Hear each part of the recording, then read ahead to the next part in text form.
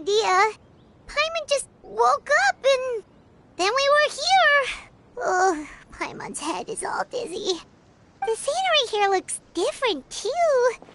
Oh, what should we do, Traveler? Please don't tell Paimon someone abducted us and brought us to some strange place that we could never leave.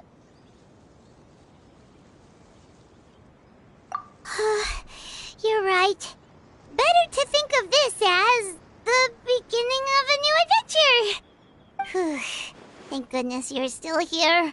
If Paimon woke up alone, she probably would be trembling in a tree hollow.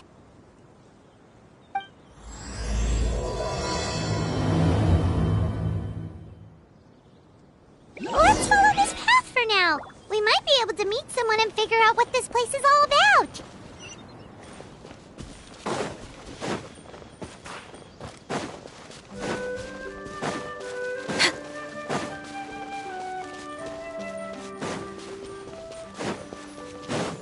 Next on the agenda... Traveler! Did those plants by the road look weird to you? It almost looked like they were made of paper. And those two frogs over there? Yeah, they look like pieces of origami. Oh, by the shade of a lotus leaf stream, don't tell me you forgot how to jump! I didn't forget, Firecracker. I'm just not sure if what I remember is correct. Next thing you know, you'll have forgotten how to sing, much less notate a score. You still remember why we call you Stream, don't you? Yeah, because I've got a great singing voice. Although these days, name seems more ironic than anything. Not just a great voice, one that evokes the gentleness of early morning dewdrops flowing into a spring. So cheer up and make the jump over. If you're still unsure, just use that roll of magic thread. I won't laugh, I promise. Now, don't tell me you've forgotten how to use that as well. I haven't forgotten everything, Firecracker. Your name, for instance. It's kind of hard to forget that you're named after your fiery temper. Now do me a favor and pipe down for a second. I'll be right over.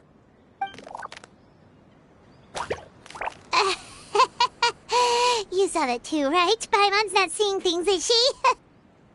This place is getting more confusing by the second. Anyway, why don't we go after those two frogs? They didn't look evil or anything. Plus, they might be able to help us out.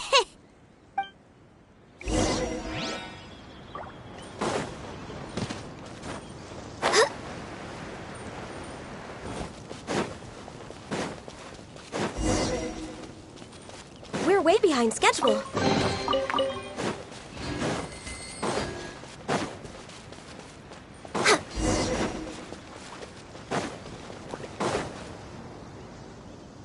Guess we're not catching up to those frogs. They were so fast. Paimon couldn't even tell where they hopped off to in the end. Excuse me, honored travelers. Did you come from the Cliff of Prophecy, perchance? The chubby paper hamster just talked. Chubby? Who are you calling chubby?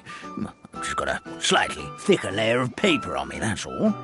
Allow me to introduce myself. My name is Almond, and I'm an elder of the Forest of Blessings. I've been waiting here for the hero of prophecy to arrive.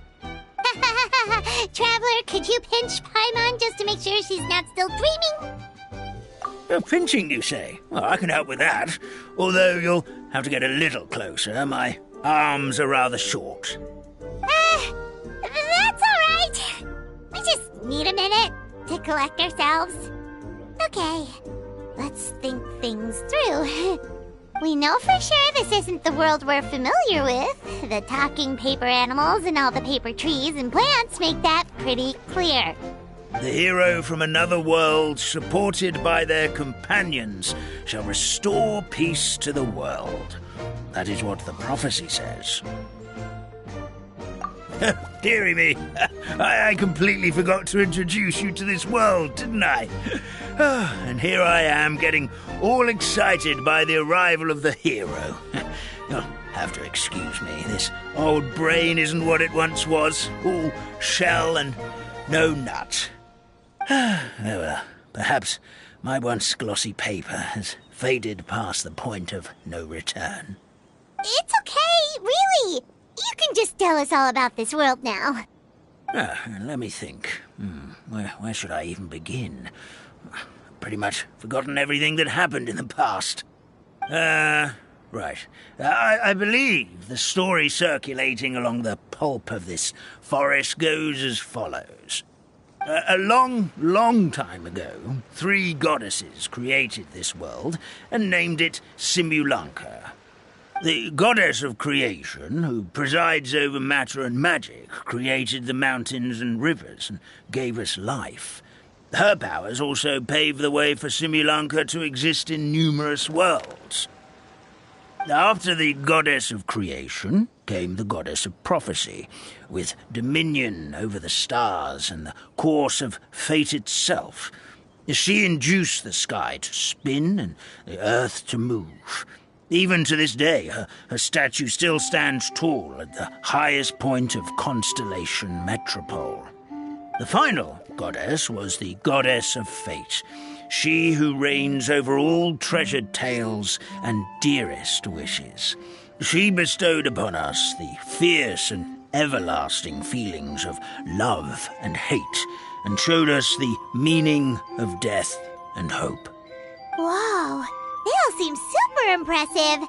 Sounds like they really did a lot. Of course.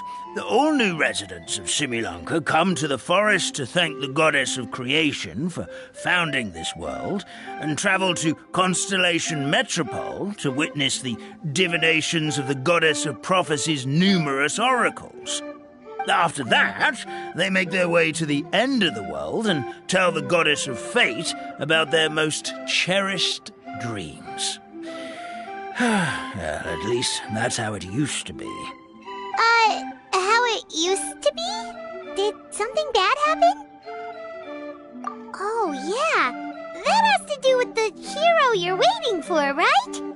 Yes, this old brain of mine may have forgotten many things, but I will never forget the day the evil dragon descended upon our forest. It came down from the skies in an ominous black mist and ravaged our homeland.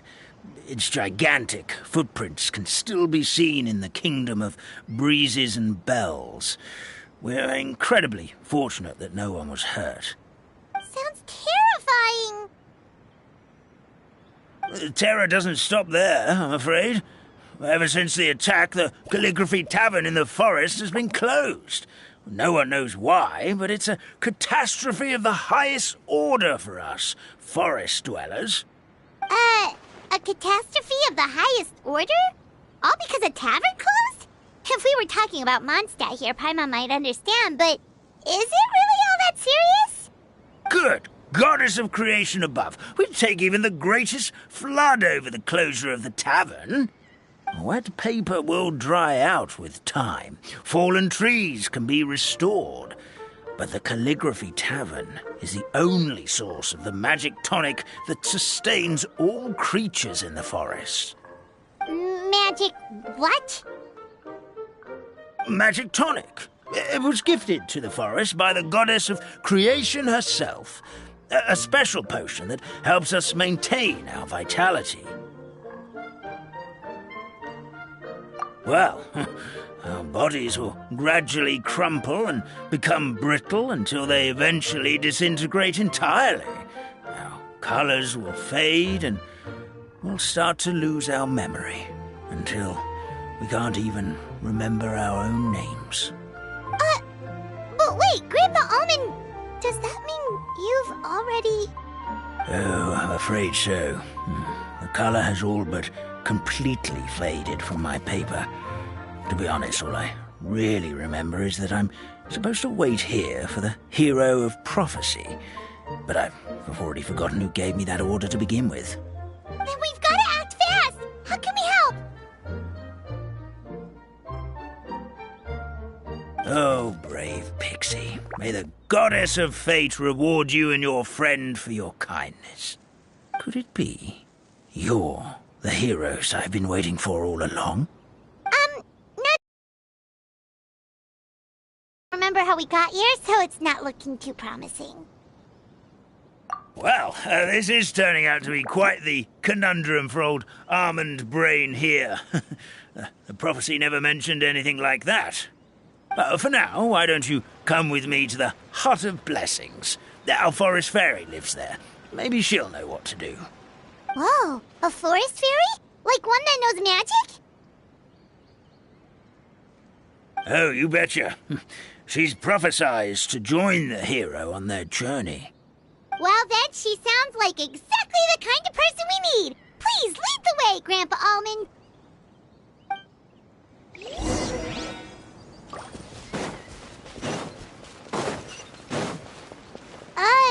That meadow over there looks pretty strange. That's what the Calligraphy Tavern looks like. Now it's lost all of its color. We're way behind schedule. Next on the agenda...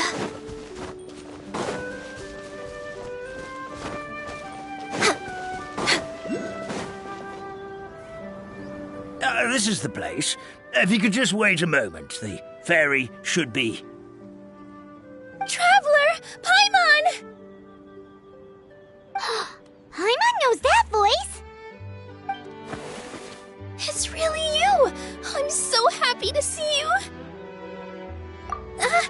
Sorry. So Nilu is the forest fairy? Well, you certainly look the part.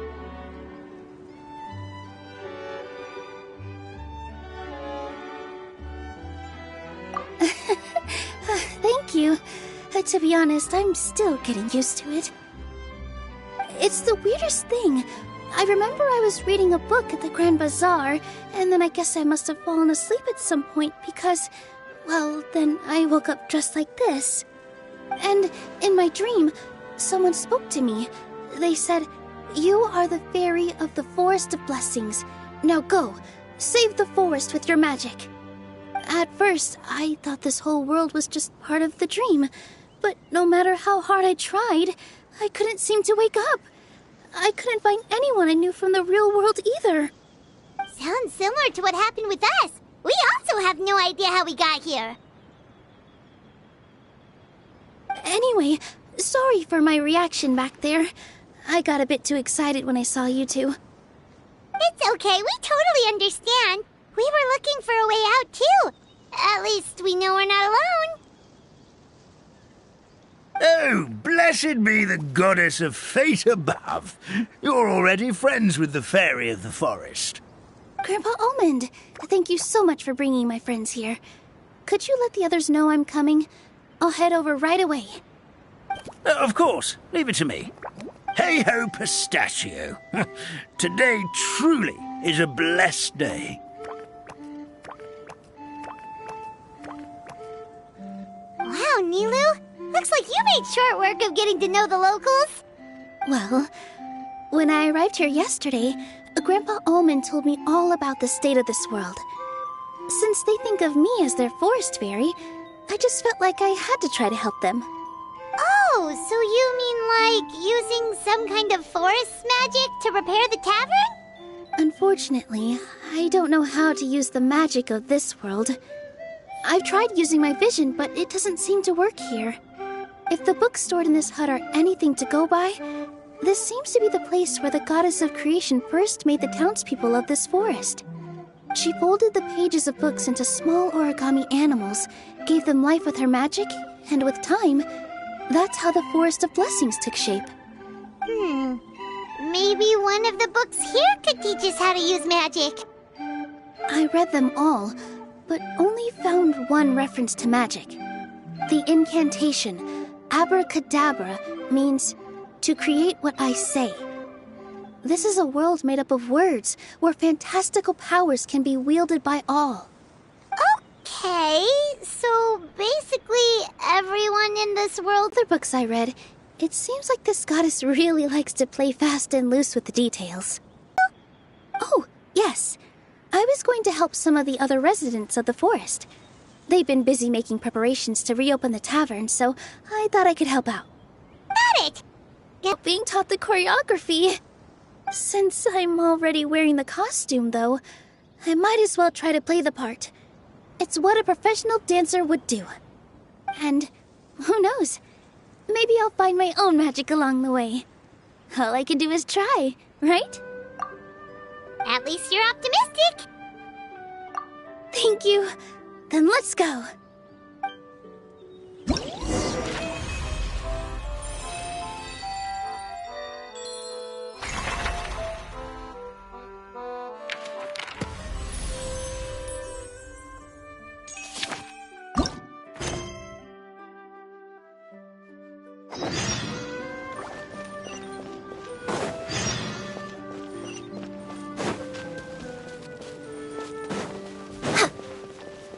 Next on the agenda, we're way behind schedule.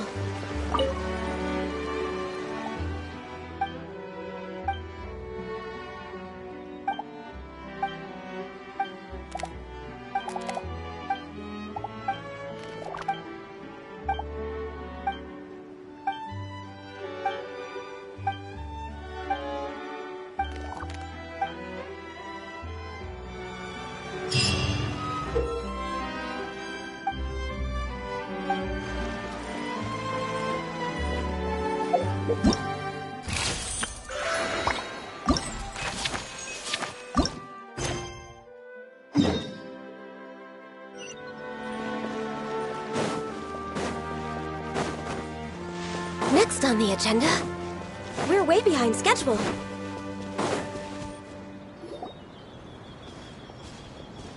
Look, the forest fairy is here, and she brought her companions. Grandpa Almond was right. They do look promising. Hello there, everyone. I heard you were working on the piping for the calligraphy tavern. Is there anything we can do to help? Oh, we wouldn't dream of troubling you with our petty problems, my lady. Don't you worry. We have it all under control. You sure about that? Because from where Paimon's floating, the piping is looking pretty chaotic. Yes. We have my careless friend to thank for that. He promised we could leave the pipe connecting to him, and, well, the results speak for themselves. Hey, I just wanted to inspect each pipe. This is the network the magic tonic has to flow through. I was just trying to be thorough, so I disassembled the whole thing. Yeah, and now you've forgotten how to put the thing back together. Have you been eating too many nuts again? 'Cause you are what you eat. Please don't fight. I know everyone wants the tavern to reopen its... Offering. Basically, the pipes need to be connected properly to allow the magic tonic to flow through. If you put the wrong pipe in the wrong place, the tonic will get stuck halfway. Attention to detail is key. Says the guy who messed up the whole thing in the first place.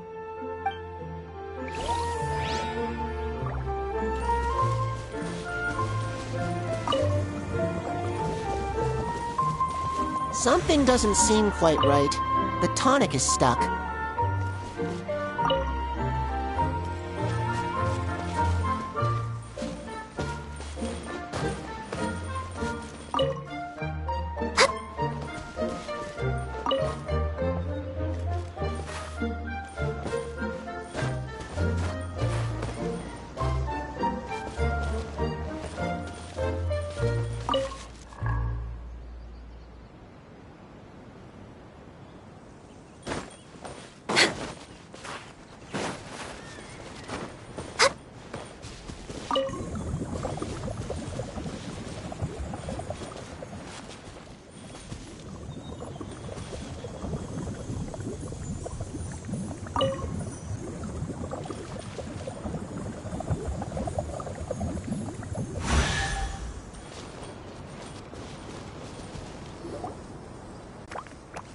Oh, amazing! You did it!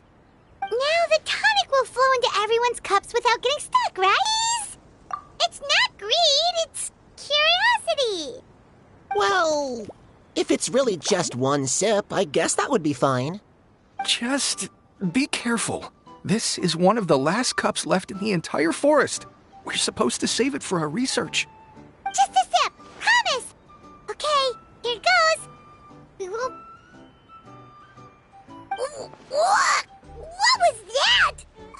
sticking to Paimon's tongue!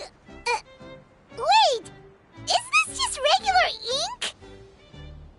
Wait, does that mean what the legend says is true?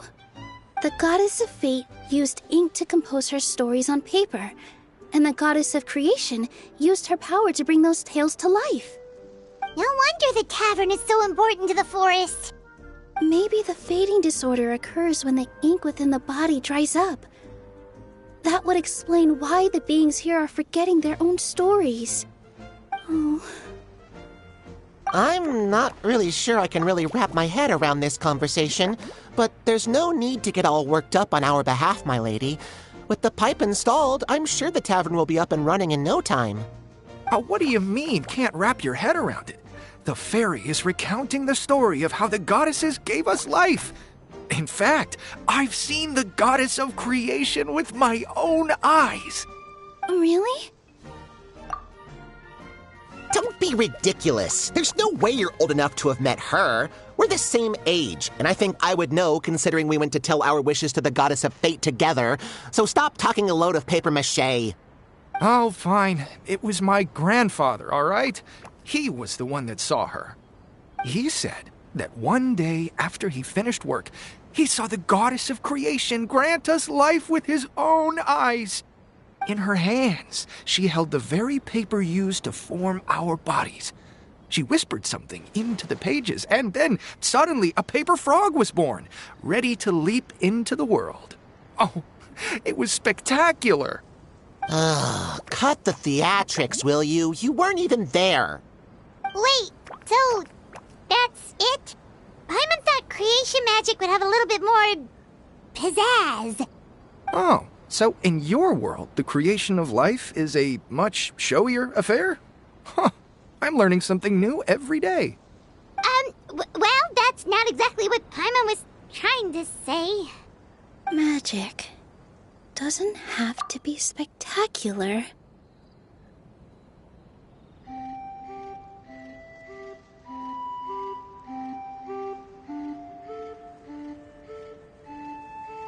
That's enough out of you. All your boasting is confusing our kind fairy. Oh, no, it's all right. I actually think I understand the magic of this world a bit better now. Thank you. The honor was all ours, milady. Traveler, Paimon, we should make our way to the next location. We're way behind schedule.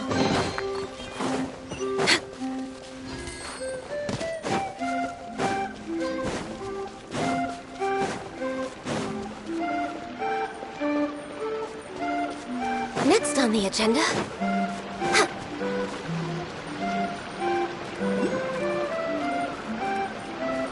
Next on the agenda...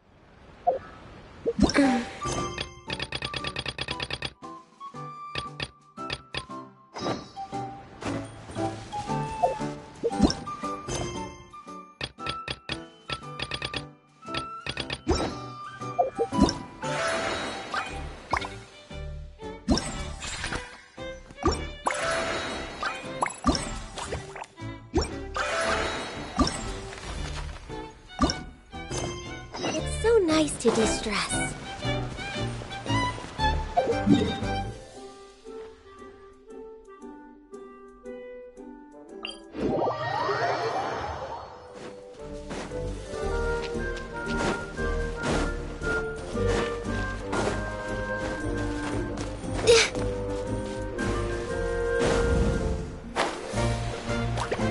Next on the agenda...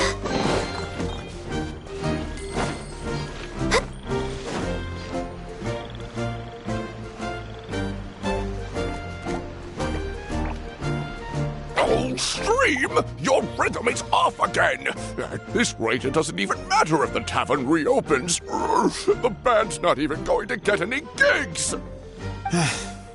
I'm sorry. Hello there. I hope we aren't interrupting your rehearsal. Wait, these are the two frogs we saw on the road a little while ago. Ah, the forest fairy is here! For the love of lotus leaves and dewdrop, Stream, you've really got to put in some effort now. But Oh, don't pressure yourselves on my account. Are you rehearsing for a show? Sure are. You see, our group regularly performs for guests at the tavern. We've been out of work for quite some time, with the closure and all. But after hearing of the fairy's arrival yesterday, we figured we needed to get in performance shape right away. I understand how you feel. Back at the Grand Bazaar, Zubair Theater's always busy with rehearsals too. The Grand Bazaar? Do people there sing on lotus leaves as well? Yeah, they do. And it's a really big one. You're the conductor of your group, aren't you? You remind me of Mr. Zubair. Ah, then he must be an ambitious director. One who would do anything to avoid disappointing a single member of the audience. It's just... Is there anything we can do to help you, Mr. Stream? Oh, no. My problems are mine and mine alone. It's just... after the tavern closed, I somehow forgot how to sing. I'm always a few beats behind everyone else, and I keep singing out of key. You were our trump card, our best singer by a mile. I know, but... So he is a victim of the fading disorder too? Don't be sad, Mr. Stream. Whenever I've forgotten important dance steps in the past, my friends at the Grand Bazaar always stick by my side to encourage me. They smile and patiently tell me everything's going to be okay. Then they play the melody for me over and over until the steps finally come back to me. Now it's our turn to help you. We just need to help you remember how to sing, right? The Traveler's got a great sense of rhythm. We can help keep you in time. Well, what do you say, Stream? I think it's a great idea. Just focus on the lyrics, and the fairy's friends will help you stay on beat. Are you sure? This is really asking a lot. Don't worry about it, Mr. Stream.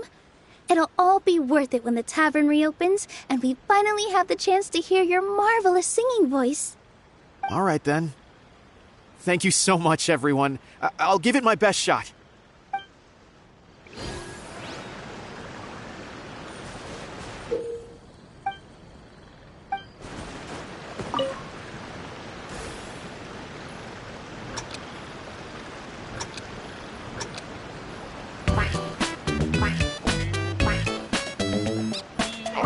No good! Your rhythm is off again! Excellent! Perfectly in time!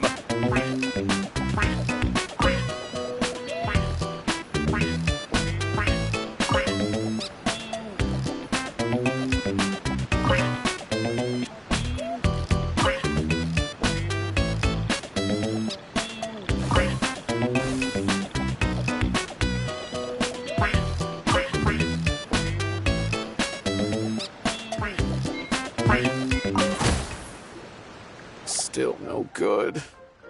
Yeah, don't give up just yet. Our rhythm was probably off. Let's give it a few more tries.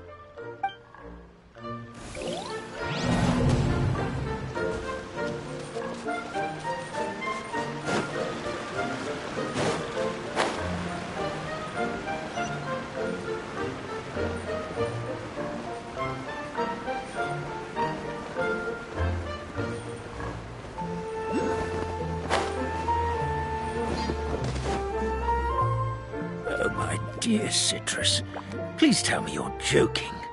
We can't have you out of commission with the tavern about to reopen. I'm sorry, Grandpa Almond. It's the truth.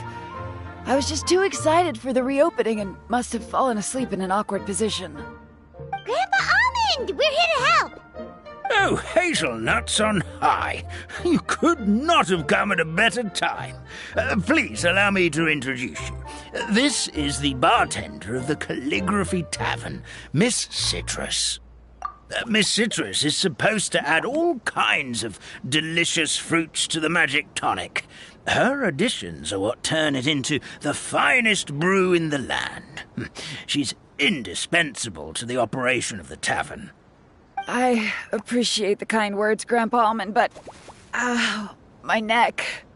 Are you all right? Terrible timing. Getting a kink in my neck at a time like this? Could you give my tail a little twist? That should help free up the movement in my neck. I would do it myself, but I can't reach my own, and Grandpa Almond is too old and as light as a feather. The neck and tail are connected? Of course they're connected. Just like how you can't have a rainbow without rain. Anyway, you just need to position me at the right height to pick the fruits, and then put them in the barrel over there.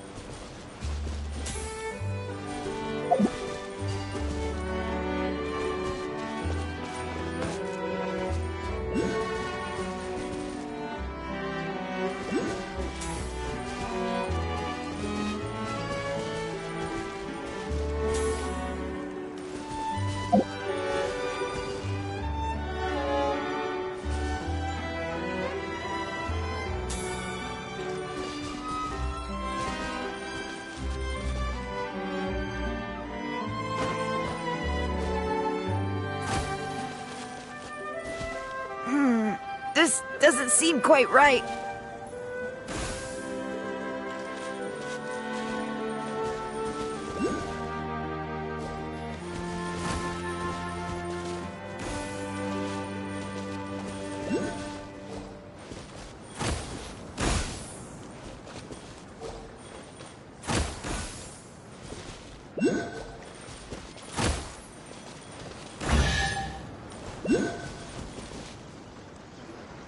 Perfect! My neck feels much better. So there really is some kind of connection between your neck and tail. Thank you so much, everyone. I can rest easy now, knowing the drinks at the tavern will be just as wonderful as before. That's another problem solved! We've got one final stop. Let's go. For great happiness.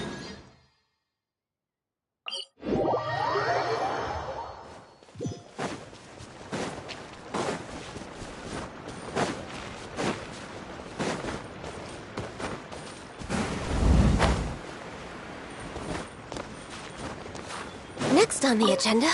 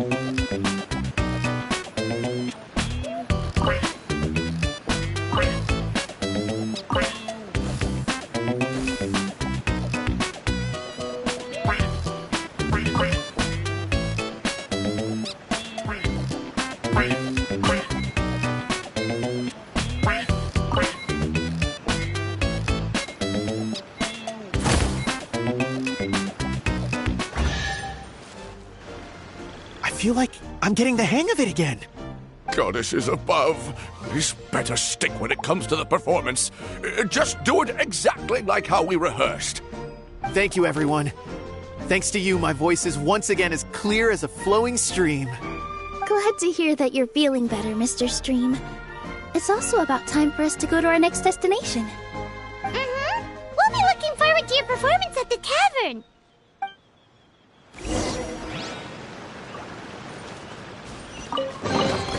There's nothing wrong with reaping a reward every now and then.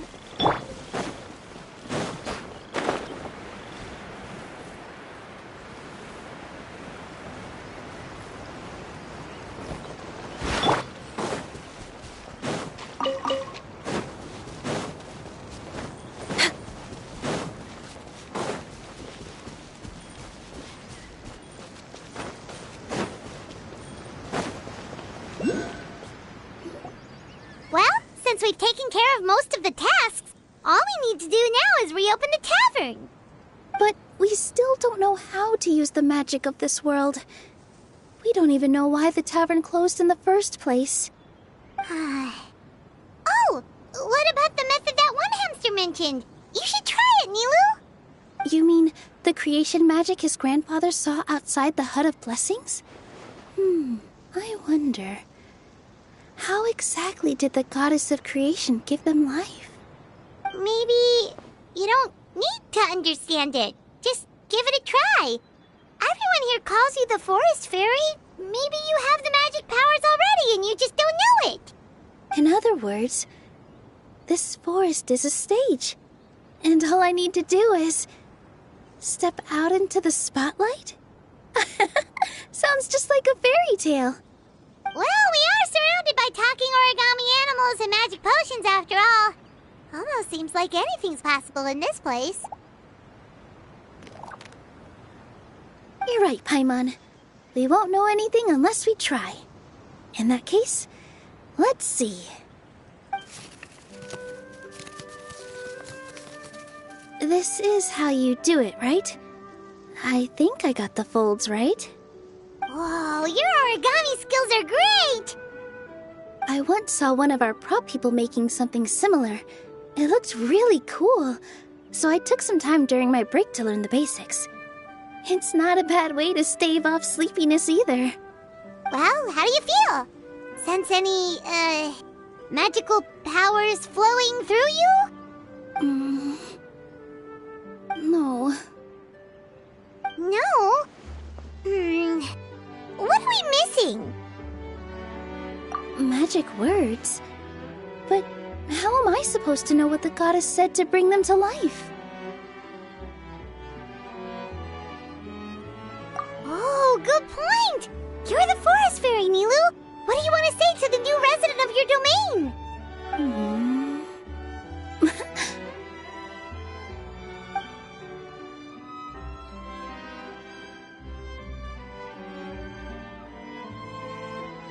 I bestow upon you the blessings of the forest and offer you a home in this land. Your name shall be Harisara. May you bloom in this world as beautifully as the flower I love. My name is Harisara. It worked! It actually worked! Well, peel my shell and call me a nut. I never imagined I'd witness such a miracle at my age. It's just like what the stories said about the goddess of creation. Shell? Miracle?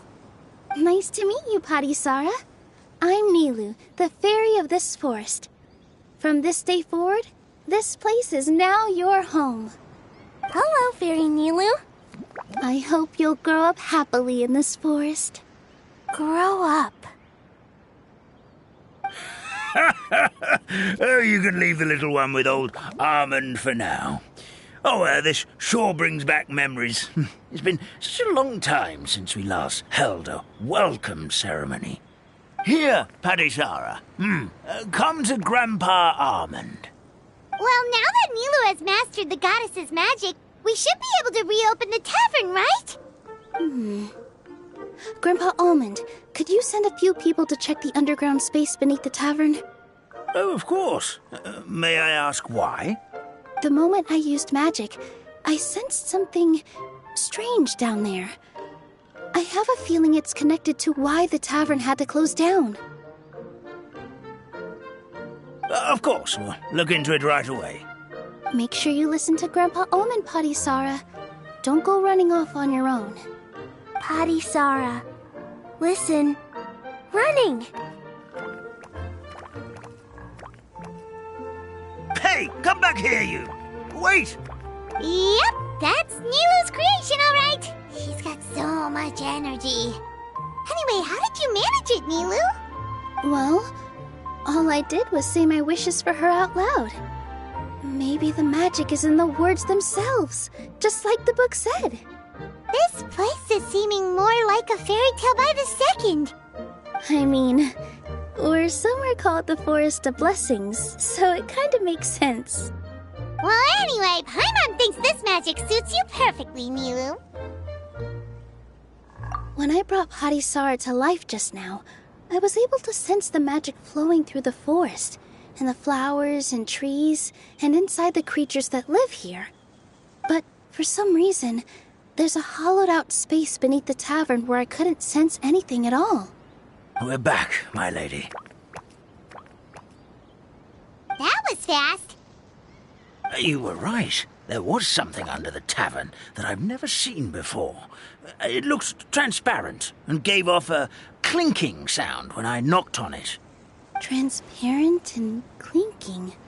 Oh, I've got it! Already?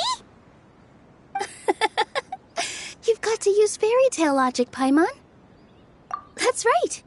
An empty ink bottle, to be exact. Still remember the taste of the magic tonic you took a sip of, Paimon? Yeah, it was ink. Oh, Paimon gets it now! Traveler, Paimon, will you come gather some ingredients with me? I learned what we need to make the magic tonic back in the Hut of Blessings. Sure thing! What do we need to get?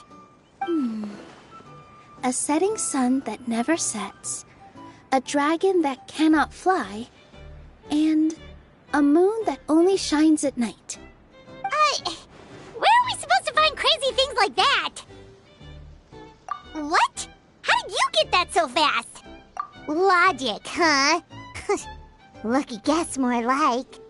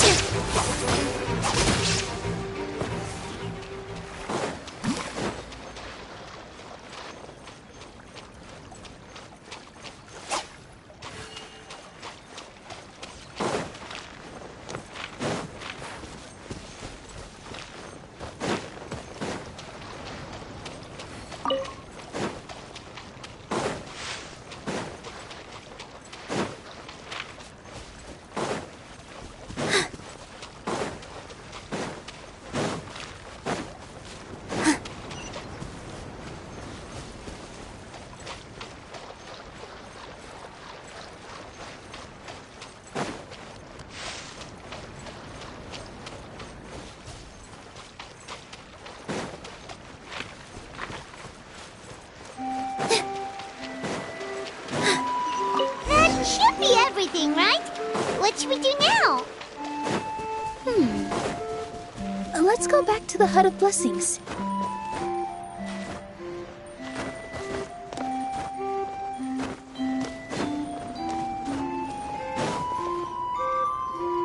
Give me just a second.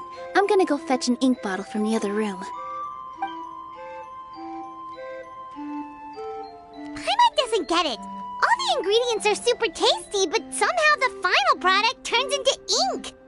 Well, anyway, Paimon's not going anywhere near this stuff this time. Not even if you bribed her.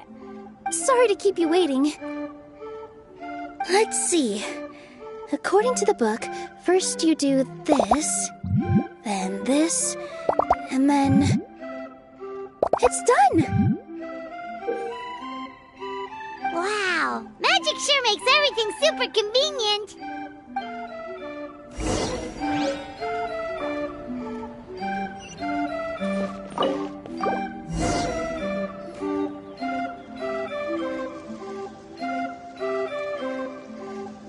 Yes, this is it.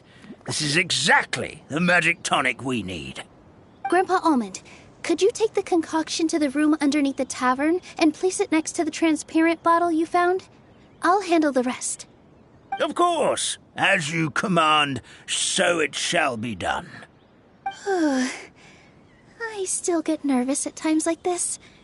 It's just like when you step on stage and you can tell that every single person's gaze is fixed right on you. Thanks, you two. I can't tell you how great it is to have you by my side. Almost makes me feel like I've been blessed by the goddess of fate, too. Let's go. We shouldn't keep everyone waiting.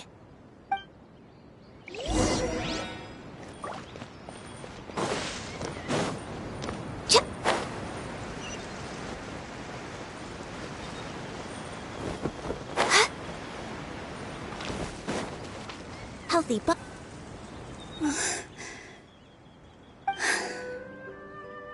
Forest, please heed my words and accept my blessings. May your spring of wondrous magic never run dry. And may all who call you their home lead happy, fulfilling lives.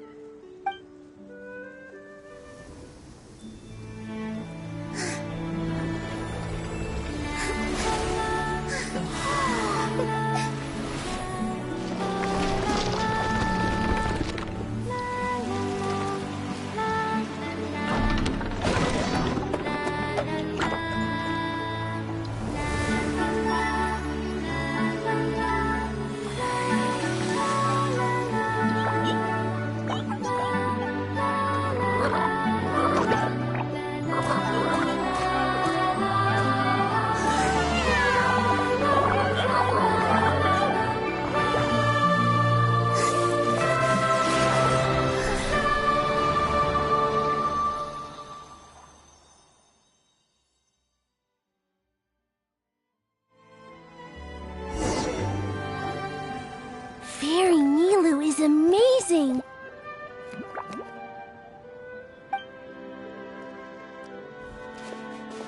Wow, it's so pretty! What a beautiful tavern! It matches the scenery of the forest perfectly. I was so surprised when it suddenly opened up like that. Just like a pop-up book.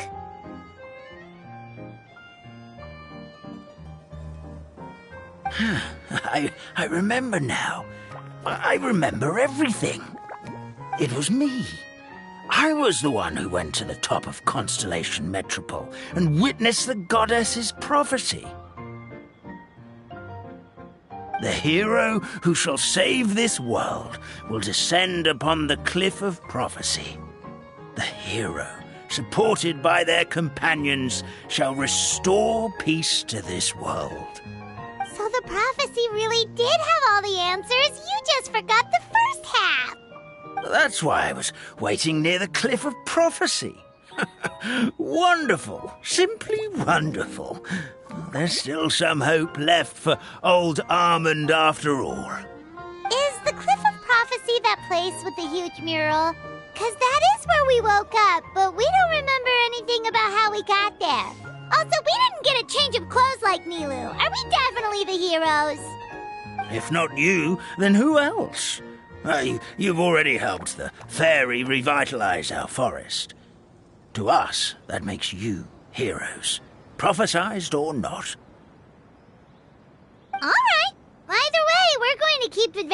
even if it's just to figure out how we can get back to our world. Yep, that's exactly right! Helping people we meet on the road is kind of our thing. As expected, the words of the goddess of prophecy always come true. I'll come with you. It can't hurt to have a magical fairy tag along, right? Heroes and fairies, dragons and new adventures. This is sounding more and more like a fairy tale by the second. I would say your next stop should be Constellation Metropole. It's Simulanka's most prosperous city, just across the sea. Once you've arrived at the Astral Garden at the highest point in the city, maybe you can try seeking divine counsel from the goddess of prophecy herself. Are you leaving, Fairy Nilu? I'm afraid so. There are still other people who need my help. I won't go far, though, and I'll come back to visit the minute I have time to spare. So be a good girl, Patisara, and help out Grandpa Almond whenever you can, all right? Mm-hmm. Got it! Patisara will wait here for you. That's a good girl, Patisara. I almost forgot. If Constellation Metropole is where you're heading, you'll need to take the Maritime Express. I'll head to the station first thing tomorrow morning and wake up that lazy station master for you. Why don't you take a break for the rest of the day? You should savor the beautiful scenery of the forest before you go. Sounds great! Paimon definitely feels tired after being on the go for so long. There's a spot in the tavern with Paimon's name on it. Oh, sounds like someone's ready to order. Oh, well, if you're offering. Paimon will take a glass of Buell fruit tonic. But hold the tonic.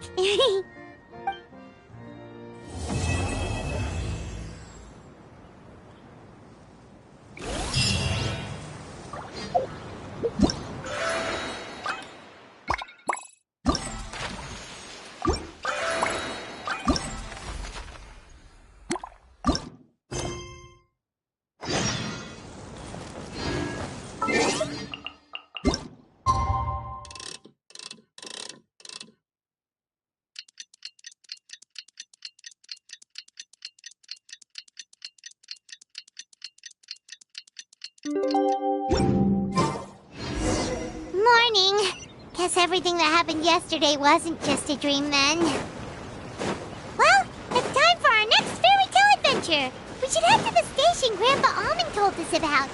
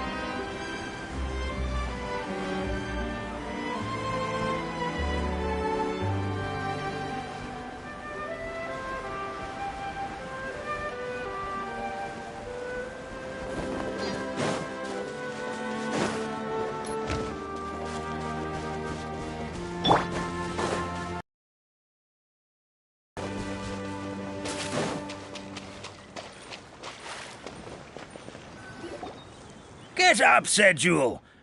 Time to get to work, you lazy bones. I can't remember how to call the train. Just let me sleep a little longer, then I'm sure I'll remember. Don't try to pull one over on me, young man. Your fading disorder has been cured. I saw you chugging cup after cup of magic tonic in the tavern last night. You must be mistaken, Grandpa Allman. That guy definitely wasn't me. Oh, you remember my name now, do you? Then it seems like you're all better. You had no idea who I was when you were fading. Now, enough of your nonsense. Get up. The fairy and her friends are going to be here any second. All right, I'm up. The Maritime Express should be here soon. That's more like it. Lie there any longer and you'll start gathering dust. Is everything okay? The hero, his pixie companion, and the forest fairy. Oh, I didn't know you were already here. Merciful macadamias. I'm sorry you had to see that. Oh, it's all right. Paimon knows the feeling. Who doesn't want to sleep in first thing in the morning? Does the Maritime Express run out of Constellation Metropole? Yes, each train needs a conductor to operate, and the conductors are always from the capital. The more difficult maneuvers are a little too complicated when you're made of paper. Oh, so you mean the people of Constellation Metropole aren't origami animals like you? Well, the city welcomes visitors from all over the world, so you're bound to run into some forest dwellers there. But yes, generally speaking, the residents of Constellation Metropole look quite different from us. You'll see for yourself soon enough. Here comes the train.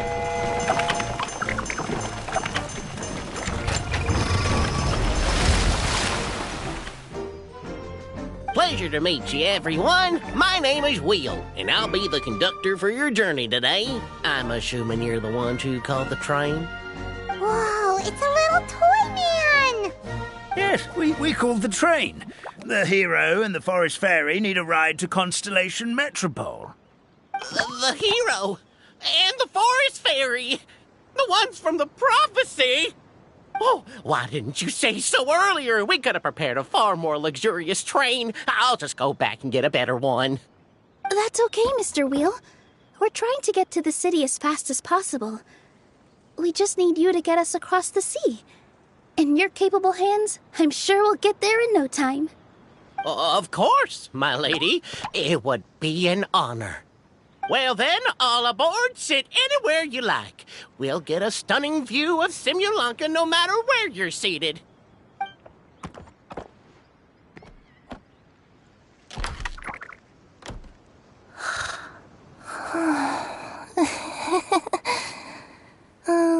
Breakfast.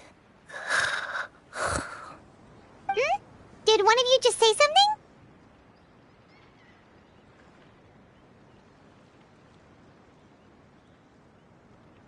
Wasn't me either. Breakfast. Oh, come back. Sounds like the voice is coming from inside the train.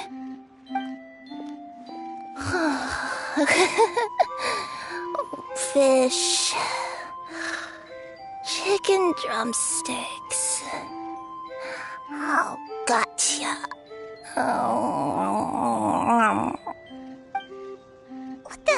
What's Kirara doing here?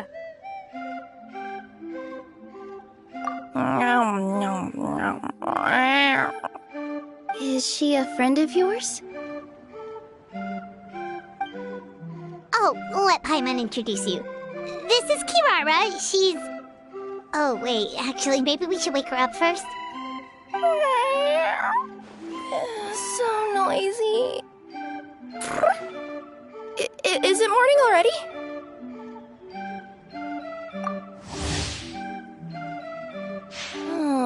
Morning. Huh? Traveler! Paimon! It's you? Which means... Oh, thank goodness. It was all a dream after all. Oh, gotta hand it to my imagination. It all felt super real. There were these toy people, but they were alive and they could talk. Madam, sleeping overnight in the train car is prohibited.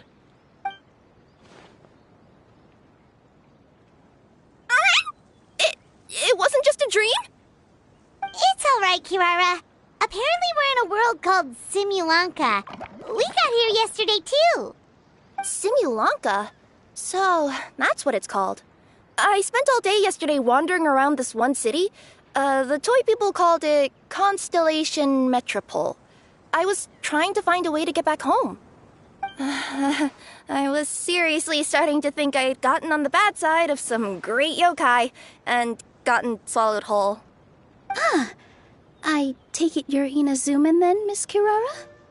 She sure is. But, Kirara here is kinda special. Let Paimon introduce you for real this time.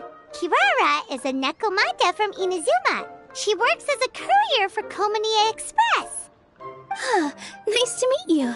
I'm Nilu, a member of Zubair Theater.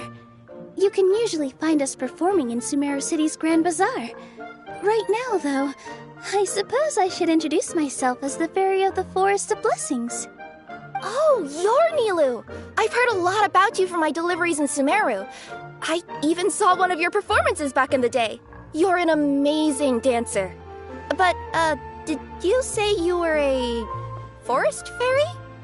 Oh, yeah, that's her new identity here in Simulanka.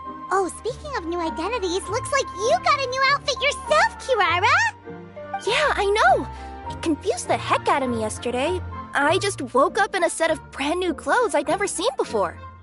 That must mean you have a big part to play here, too!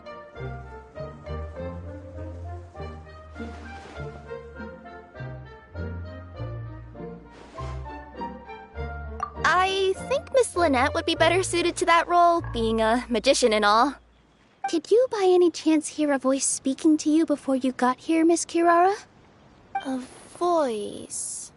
Oh, yeah, I did hear something, but I was so freaked out my tails got all tangled, so I, didn't catch much of what was said. Sorry for the interruption, but this Nekomata friend of yours, she doesn't eat hamsters, does she? Or frogs? Oh, no need to worry, little guys. I would never do something like that. Well, unless I'd been out in the wild too long without anything to eat. Oh, speaking of eating, I am getting a little hungry.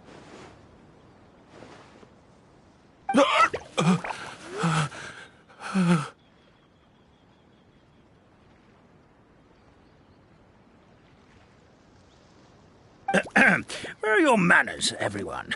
This young lady is a trusted friend of our esteemed hero.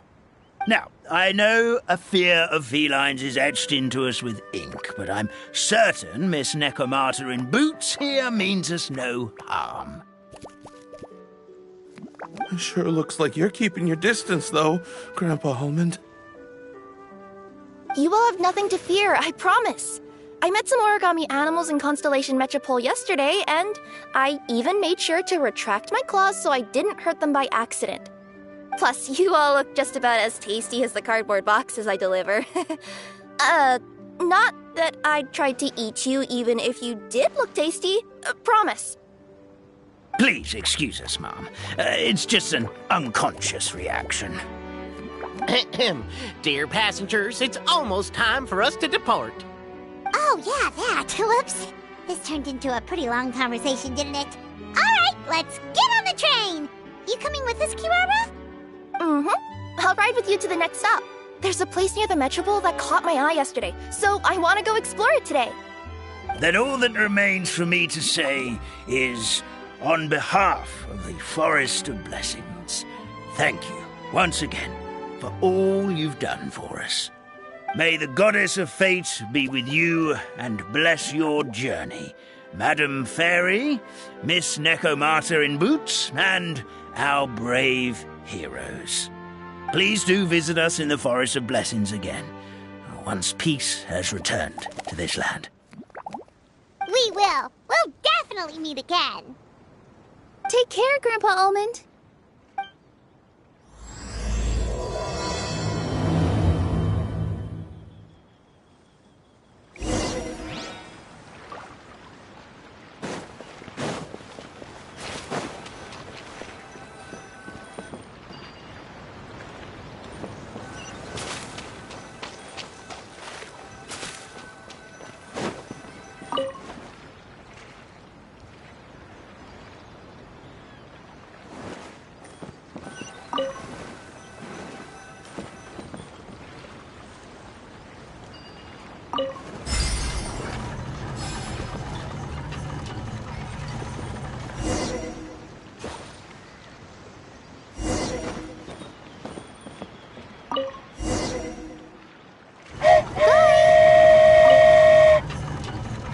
Safe trip! Wow, a train ride over the sea? What an incredible view! Please keep your head and arms inside the train at all times. We don't want anyone falling into the sea.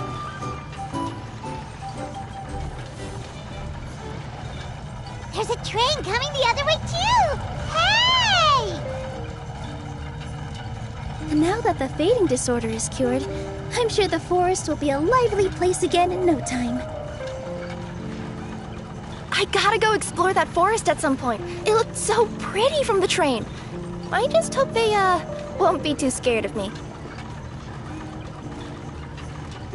We'll be arriving at our destination shortly. Please prepare to disembark.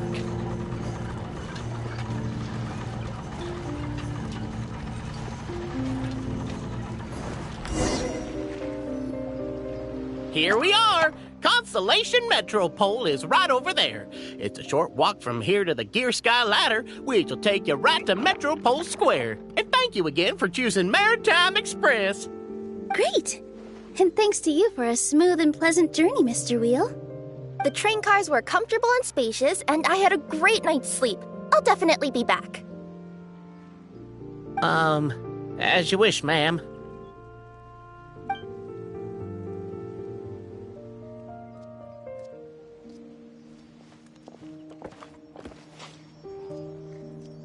Where should we go next? Is that place you wanted to check out nearby? Mm-hmm. I took a walk around yesterday, and it felt like there was something weird about it. So, I think I'll indulge my curiosity and go investigate. Want us to come with you? It's okay. You guys go ahead and visit the Metropole for now. Hopefully, that's where you'll be able to find out some more about this world. I pretty much explored the whole place from the rooftops yesterday, but for some reason, this is the place that caught my attention. You know what I mean, right? Like, when you get a stone stuck in your claw or something, it keeps nagging at you to dig it out, but you can't focus on anything else until you do. Don't worry, if you run into any trouble, I'll be there faster than you can say gold-level courier of the Comania Express. Okay, fair enough. We'll head to the Metropole then. Guess this is where we say bye for now. Mm-hmm. Don't worry about me. Let's not forget, I'm a yokai.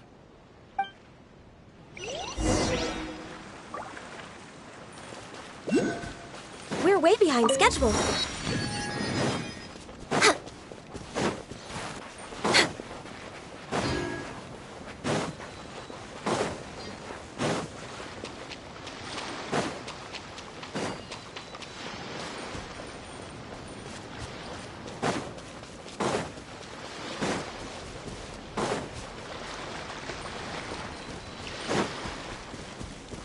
We're way behind schedule.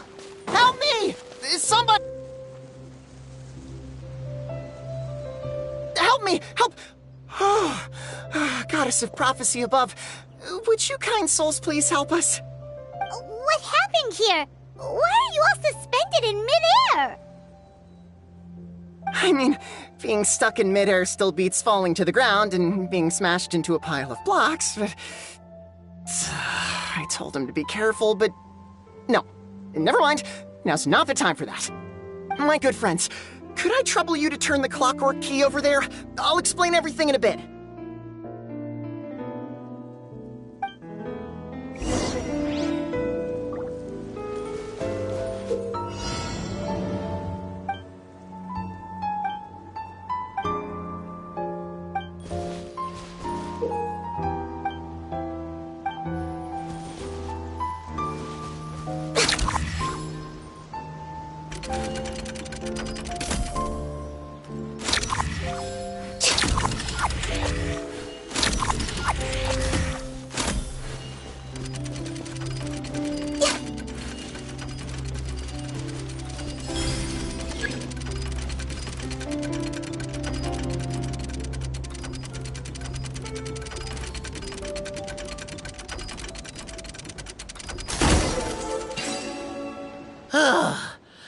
Thank you. Oh, thank you. What happened there? It almost seemed like we turned back time. I take it this is your first time witnessing the power of the Goddess of Prophecy, then? If so, I can see why you might think that. Basically, this is a gift bestowed upon Constellation Metropole by the Goddess of Prophecy, who rules over the natural course of all things. It helps those who have deviated from their proper path to get back on track. Proper path?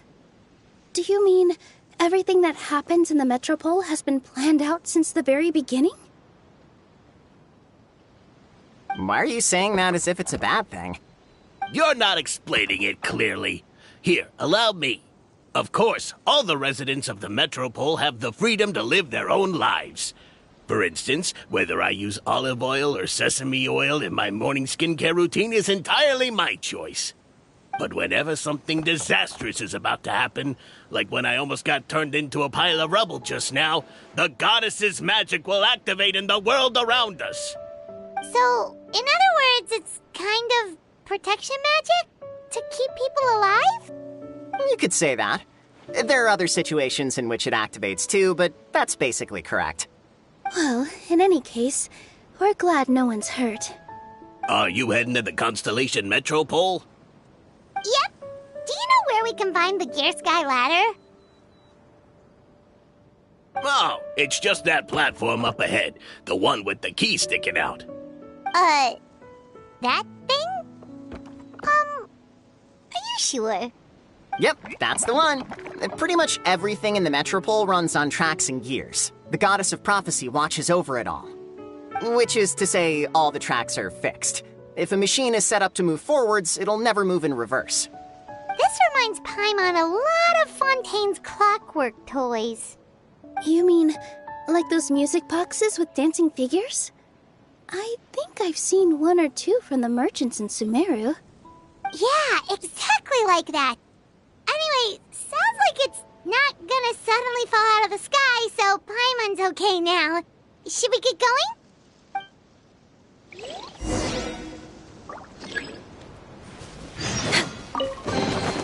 Beautiful treasures are a cause for great happiness.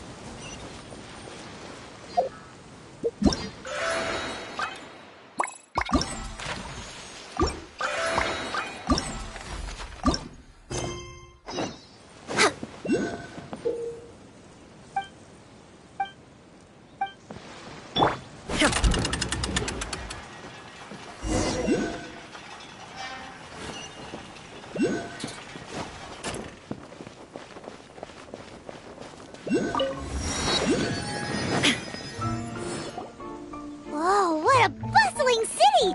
This place is fit for a king! Our next step is to get to the top of the Metropole and ask the Goddess of Prophecy for guidance. If there is a king in that castle, I sure hope he won't get mad at us for trespassing.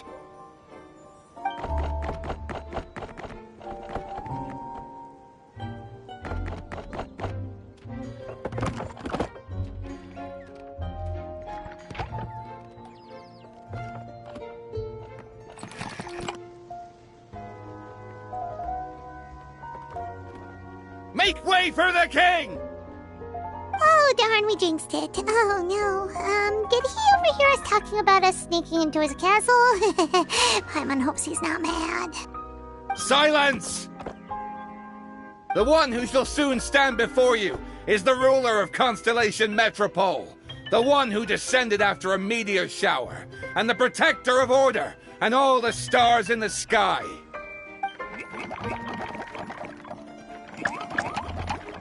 That's a long list of titles.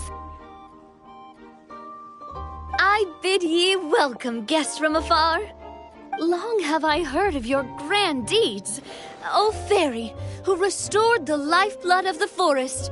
O hero, who... huh? Navia! Hold your foul tongue! How dare you utter Her Majesty's name!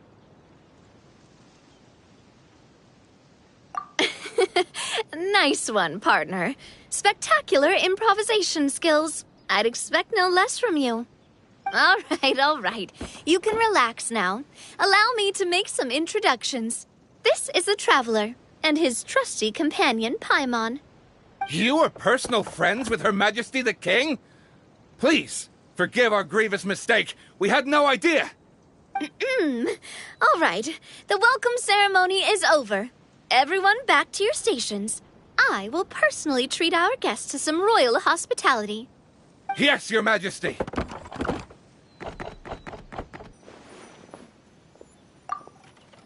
Oh, come on, I've already sent them off. So anyway, how did you guys get here? We were gonna ask you the same thing! Also, how are you already king of this nation? And where did you get a crown? Oh, wait, don't say it! You just woke up like this, right? Sounds like you've answered your own question. But before I woke up, I heard a voice say to me, "You are the king of Constellation Metropole. Now go forth and save your city." A similar thing happened to me. Oh, yeah, sorry. You must be the fairy of the Forest of Blessings, right? Mm-hmm. This is Nilu, a friend that we made during our time in Sumeru. Nice to meet you, Miss Nilu. I'm Navia, the president of Spina di Rosula. If you ever get the chance to go to Fontaine, make sure you come and visit me. I'm based in Poisson. Seems like you're taking this all in stride. Aren't you nervous about getting stuck here and never being able to get back home? Why would I be worried about that? We've faced much bigger problems than this before, and we always pull through. This should be a piece of cake. Besides, life's always full of surprises. You gotta learn to just enjoy it. That sounds like a great outlook on life. You have a very optimistic spirit. Thanks, I'll take that. Honestly, though, it also puts me at ease to find out that you guys are the fairy and heroes that I've been hearing about in this prophecy. We're kind of veterans at dealing with prophecies by now, aren't we? About that, has anything bad happened in the Metropole? We heard about an evil dragon. Did it make a mess here too? It sure did. Apparently, for whatever reason, he went for the stars above the city recently. Literally just flew up and started snatching them out of the sky. Luckily, the guards responded quickly and stopped the dragon from taking them back to his lair. Unfortunately, though, he dropped them before he flew off. Now they're scattered all around the Metropole. I've been out trying to retrieve them, but I only managed to get one of them before you showed up. Oh, I didn't ask yet. What brings you to the Metropole anyway? Oh, Paimon can explain.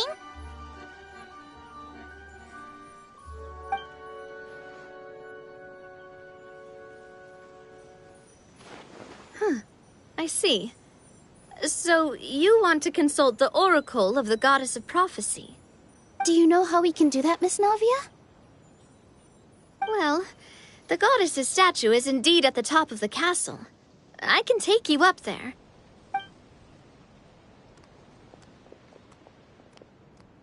However, I've heard from the citizens here that the goddess hasn't given out any new revelations in a very long time.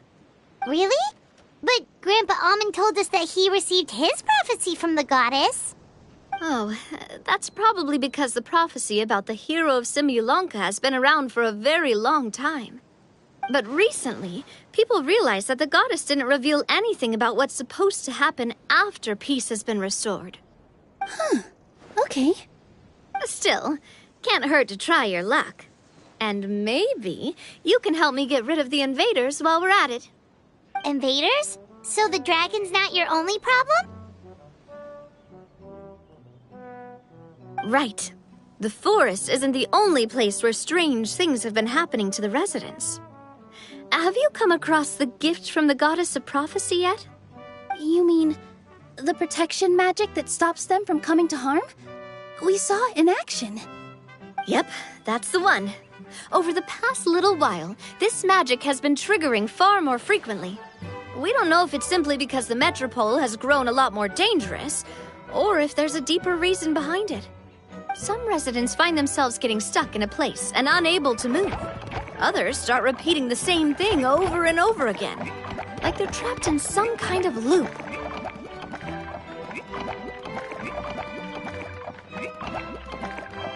If we were to use clockwork toys as an analogy, could it be that the tracks have eroded, or the gears have slid out of place? That's exactly right, Nilu. That's basically what's happening. Anyway, some of the monsters outside the city saw this as an opportunity to launch an invasion. But we didn't see a single monster on our way here. That's because I already took care of most of them over the past couple of days. Of the remaining few, we trapped some of them inside the castle and chased the rest back out of the city. Okay, so to summarize, not only has the magic here gotten all messed up, but the dragons also knocked some of the stars out of the sky, plus there's a bunch of monsters in the city. Sounds like there's a lot more to fix here than in the Forest of Blessings. Well, defeating the dragon and the monsters should be straightforward enough. But how do we fix the magic? Supposedly, the goddess has had it all planned out for ages. One of her oldest prophecies says this: "Go and push the gear that connects up to the starry sky. When that time comes, I shall dance and return the tracks beneath my people's feet back to the stars in the sky." Huh? But weren't the tracks the gift that she gave to her people in the first place? Does that mean she plans to take the gift back? That's what the prophecy seems to be saying, yes. So, as a result, some people are against turning the gear, despite what the prophecy says, since they fear a future where they no longer enjoy the goddess's protection. But letting this drag on isn't the answer either, is it? No, and I think they know that.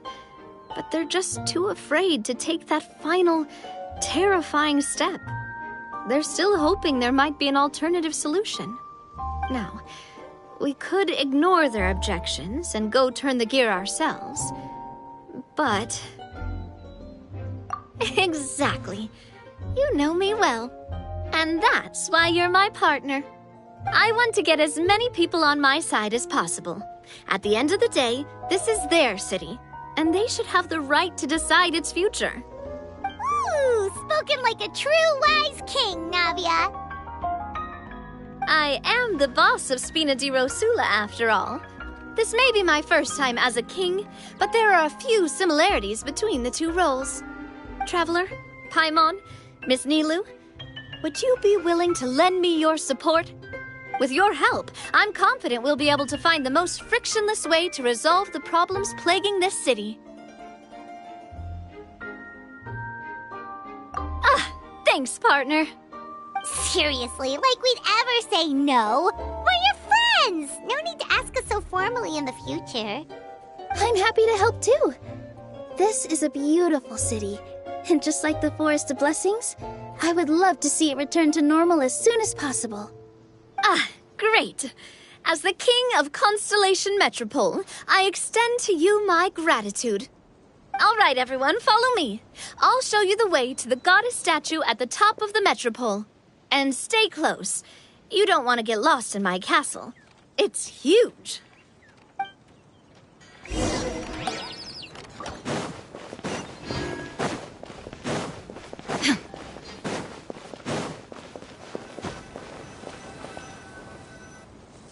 Huh? What's this? Wait. This looks like the star I found earlier. I told the guards to place it near the goddess statue. Maybe they ran into some trouble up there. Guess we'd better hurry.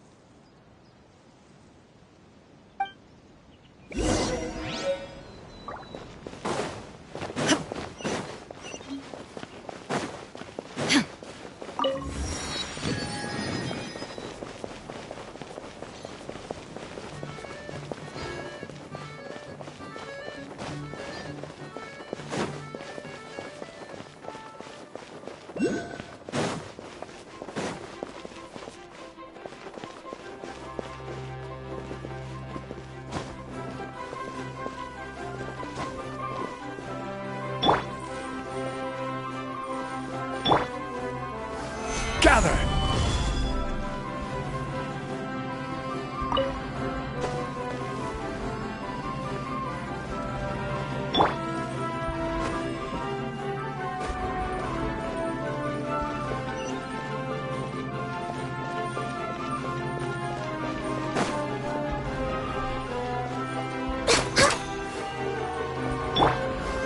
Solidify!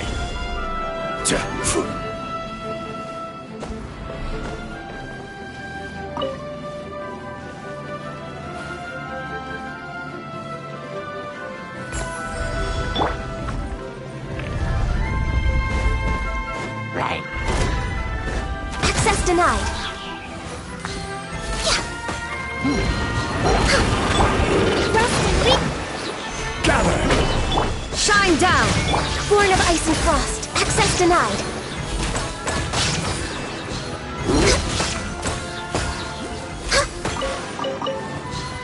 Next on the agenda... We're way behind schedule. Whoa!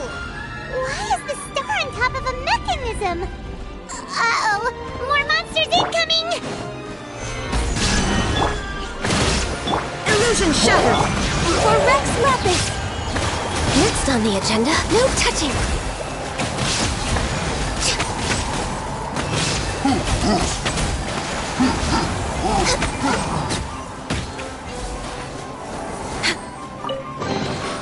Beautiful treasures are a cause for great happiness.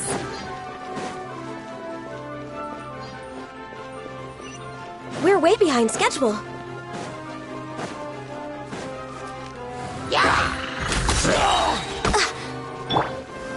Solidify!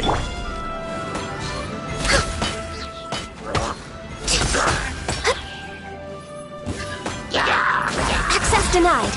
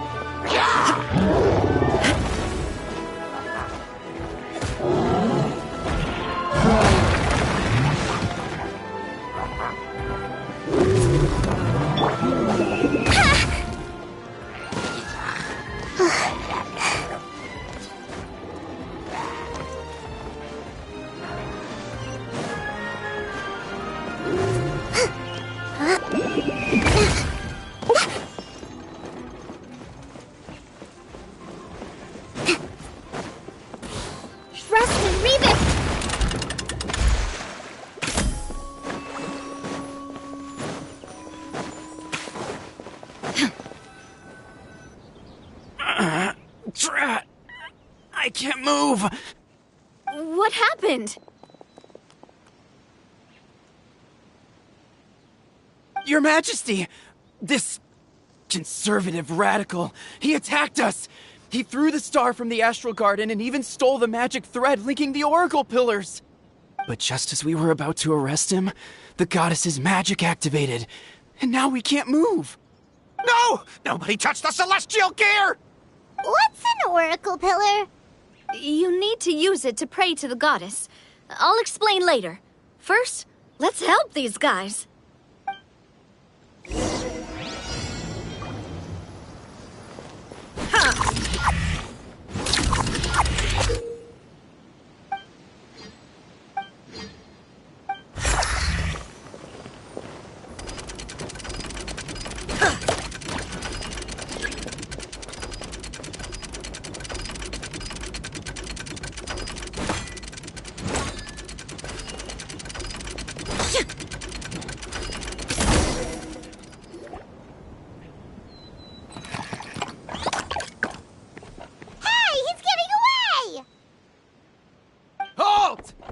It's okay. Let him go. But, Your Majesty! Even if we catch up to him now, we won't be able to change his mind, much less quell the fear that many others like him are feeling. All it would do is turn him further against us. Understood, Your Majesty. Also, this is the magic thread he was holding from the Oracle Pillars. Your Majesty, what should we... Please give that to the traveler over there. I believe they have some questions for the goddess. Yes, Your Majesty.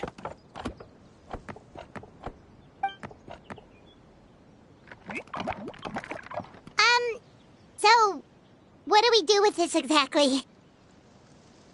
See those oracle pillars over there? Just use the magic thread to connect them together in a specific pattern, and the goddess of prophecy will answer your prayers. Oh! Sounds easy enough. Let's give it a try.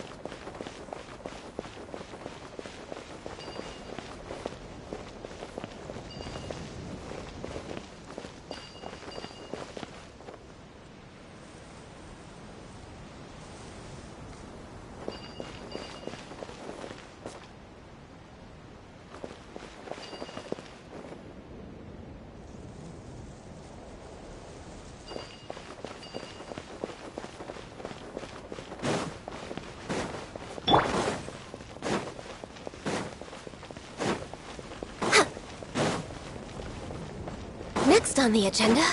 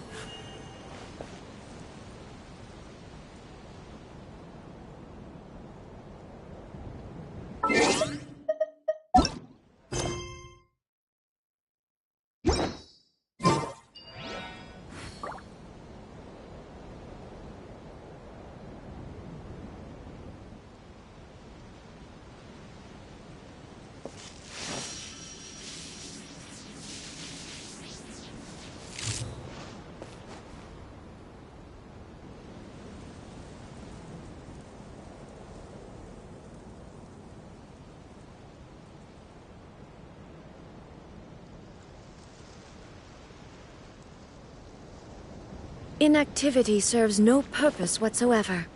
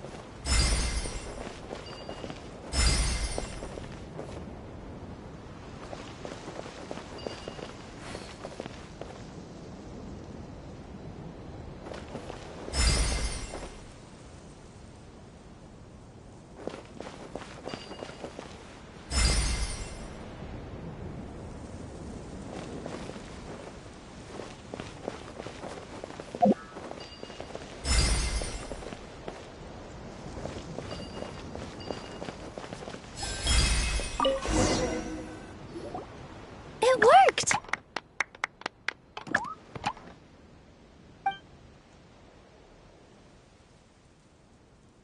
To which course of fate do you seek answers, my child of Simulanka?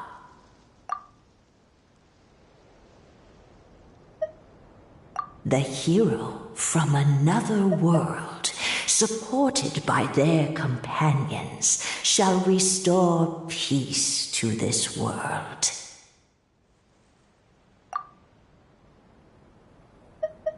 Go and push the gear that connects up to the starry sky. When that time comes, I shall dance and return the tracks beneath my people's feet back to the stars and... So, Miss Navia was right. The goddess of prophecy didn't tell us anything about the future. Fair enough. Guess we'll just have to play it by ear. Then first, we have to restore the sky back to its original state by putting the stars back in their positions. But it looks like we haven't recovered all the lost stars yet. Well, at least we know what we're looking for now. We just need to keep going. That said, the Metropole is huge. Where do we even start? Oh, that's the easy part. I already compiled a list of the Lost Stars locations based on eyewitness reports from across the city. Here you go. They should all be marked. Would you mind going around and fetching them for me? I have a few other things to take care of. You got it. We'll be back in no time. Oh, awesome. In that case, meet me back here once you've found them all.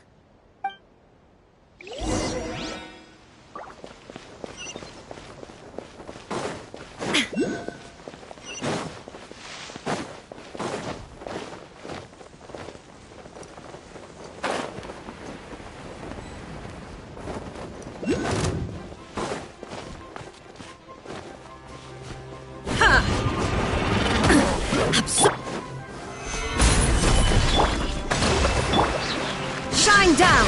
Born of ice and frost. Access denied.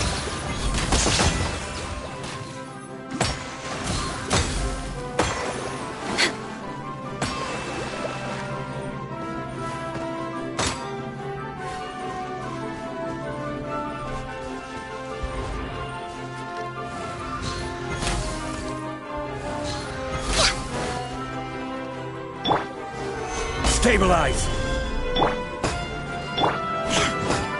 Illusion shattered!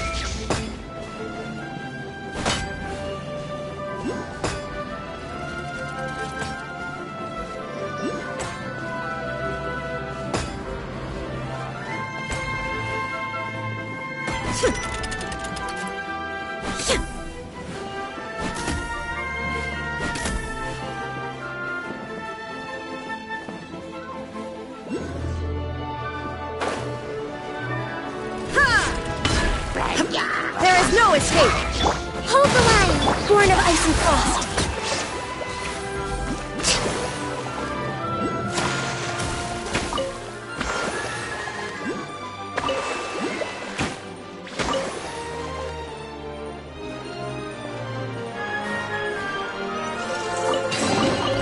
Perhaps whoever left these behind was also fulfilling a contract. We're way behind schedule. We're way behind schedule.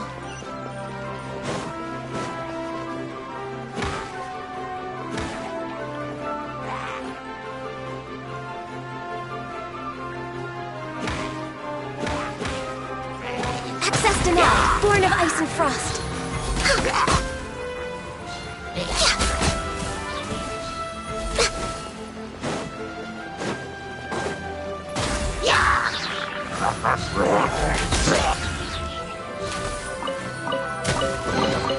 There's nothing wrong with reaping a reward every now and then.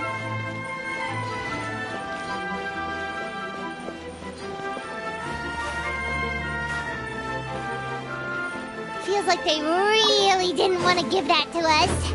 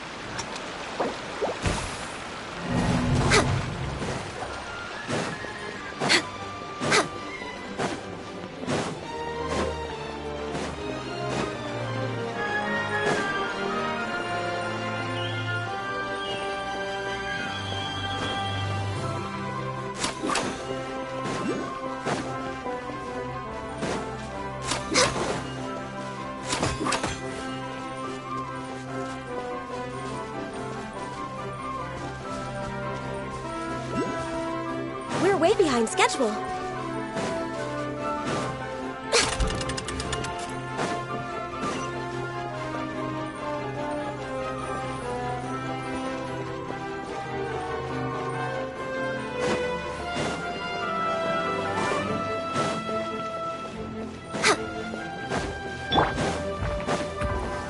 Solidify!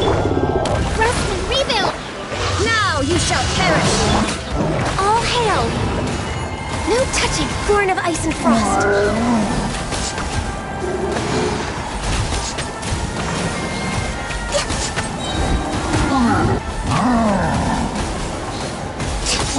This is order!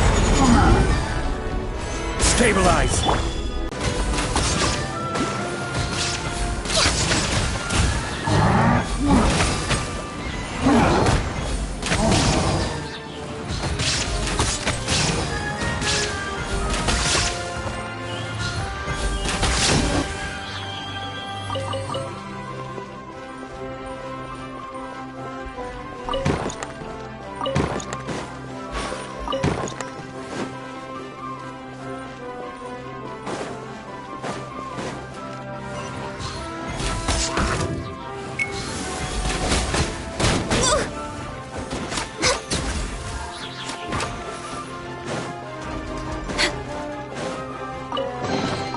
Beautiful treasures are a cause for great happiness.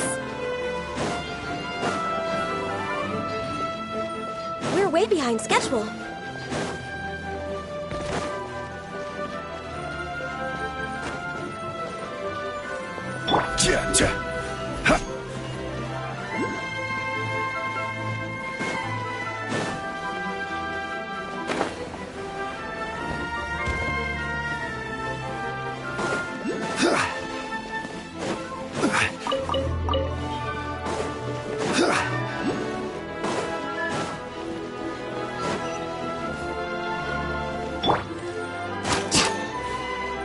Next on the agenda...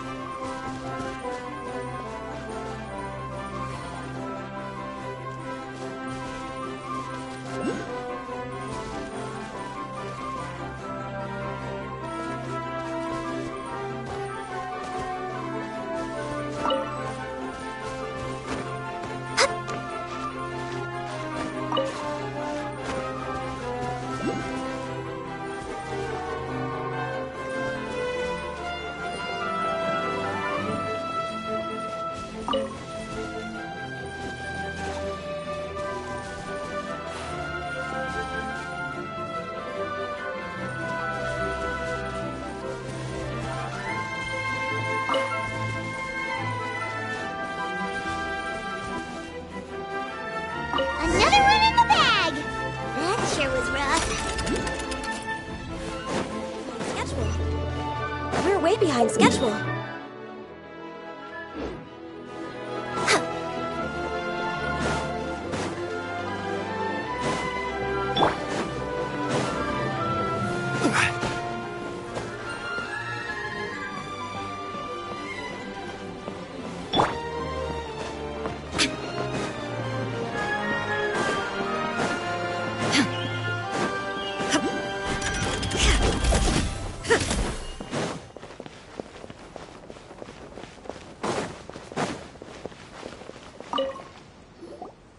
How are you doing? Found the... Wow. You guys are efficient. Now let's go hang them up in the sky. In the sky? How do we get up there? Oh, I got us covered. We will, of course, be taking the Aerial Express. Is that a flying train? Hey, you already took a train that runs on water. Is a flying train really that much weirder? Well, at least the Maritime Express still runs on a track. Oh, come on, don't worry about it. This train has been blessed by the goddess of prophecy. Its whole purpose is to protect the Metropole's skies. It took me a lot of effort to find it, you know.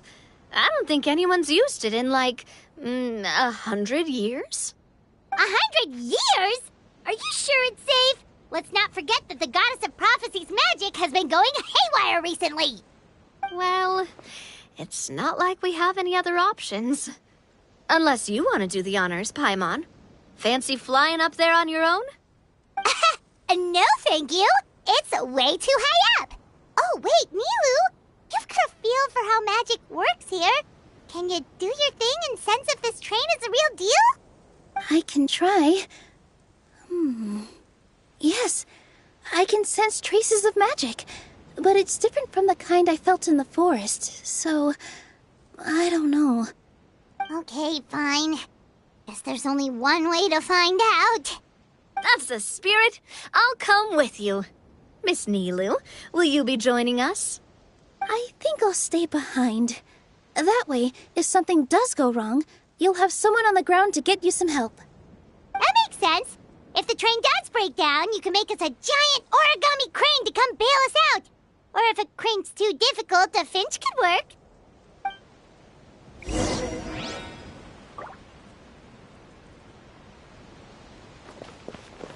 Best of luck! A finch, huh? I think I know how to fold one of those.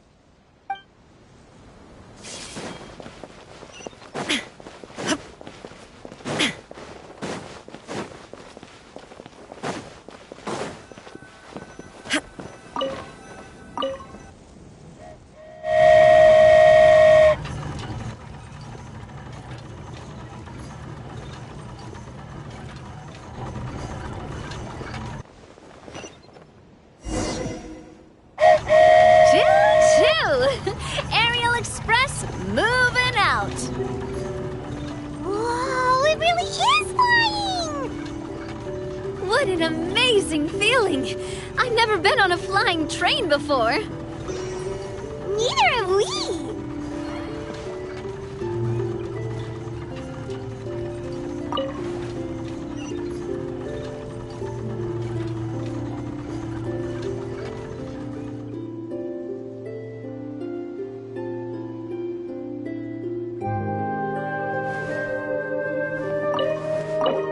That should do it. On to the next location.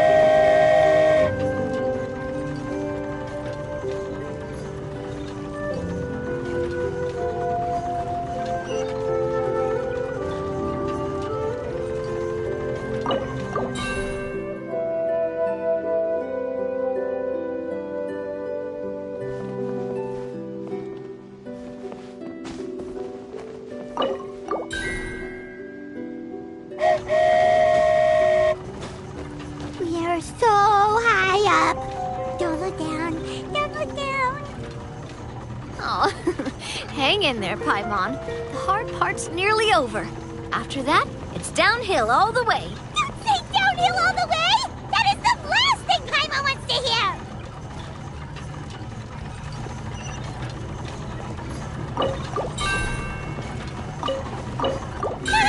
We're finally done. Okay, let's get back down while this train is still working.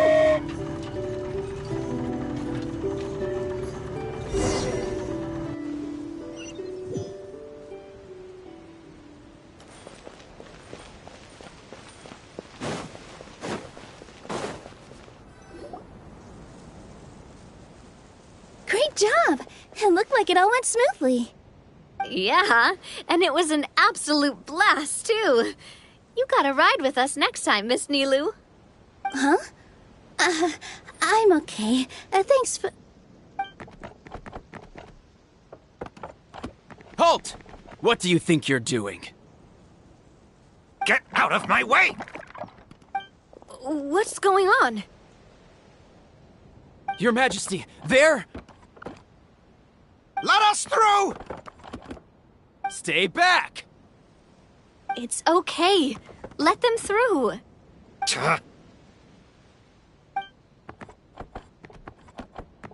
Your Majesty, could we please ask you not to turn the gear that connects up to the sky? And why is that? As you have seen, The goddess's gift is very important to us. It keeps us from harm and protects our very lives. Some of us, we just aren't ready to lose that protection. I see. I understand. Huh? Your Majesty, do you mean... I won't turn that gear. Not until you're ready. What? I've said before that the Metropole belongs to the people, and they should have the right to decide its future. But let me ask you this. How do you plan to solve the issues we are currently facing? Well, we'll start by rescuing the people that have gotten stuck. And then we'll find a way to figure out the true cause of this crisis. And have you made any headway on that? The true cause, I mean. Unfortunately not. Hey, you little... I'm sorry, my friend, but it's the truth. You have friends and family that have been affected, don't you? That have gotten stuck? Duh. I understand your concerns. But if we let this drag on for much longer, the situation may well get worse. More and more people will be frozen by the goddess's magic. Yes, but if we turn that gear now, all the tracks in this city will disappear. I know this is a hard decision to make. But have you ever thought about why the goddess might have made things this way in the first place? Huh? Why do you think she might decide to take back her gift and stop revealing further prophecies about the future? Are you saying she has abandoned us? No. Quite the opposite, in fact. What do you mean? The goddess dearly loves this world and all the people of Simulanka. And because she loves you so much, she wants you to be able to choose your own path. Every parent hopes their child will have a happy and carefree life. But if they're overprotective, then all they'll manage to do is keep their child trapped. If a mother bird lets her baby ride on her wings for too long, her child will never learn how to fly. Perhaps the goddess of prophecy has always known that one day she'll have to let go. Children can only become independent if they're allowed to form their own opinions, make their own decisions, and deal with the consequences on their own. Only then will they be able to continue their journey alone, even after their parents are gone. But we've relied on the goddess's protection for so long. We don't know what it's like to go it alone. We don't know if we have what it takes. Are you kidding me? I think you've proven yourselves more than capable of that. What do you mean? You made a call in a time of crisis, and you've come all this way to talk to me. Even the guards couldn't stop you. That must have taken a lot of courage. But we only did it because we were scared. Why you set out on the journey doesn't matter. What matters is that you've proven you can choose your own path. My friend, I fear our king is right. It is time for us to face our fears. What? But we... We can't go on living like this. Living in fear. Look at what it's driven you to do. You threw away a star personally created by the goddess of prophecy herself. You once revered her more than any of us. And I think the king is right. She hasn't abandoned us. So, why don't we put our trust in her one more time? I don't care anymore. Do what you want. Aw, he laughed. I'm sorry about my friend. That's just how he is. Always had a terrible temper. Please accept my apology for his impudent behavior. Is it just me, or has he accepted the goddess's prophecy? I think so. Not that you'll ever hear him admit it out loud. Your Majesty, please turn the gear that connects up to the sky. So, you've made up your mind? About giving up the goddess's gift? Yes, I've made up my mind. But maybe losing the gift isn't what this is about anymore. Because we've gained something too. You have given us courage. Well said. I am proud of your decision. Now, gather around, everyone, and join me as we make the night sky of this wonderful city turn once more.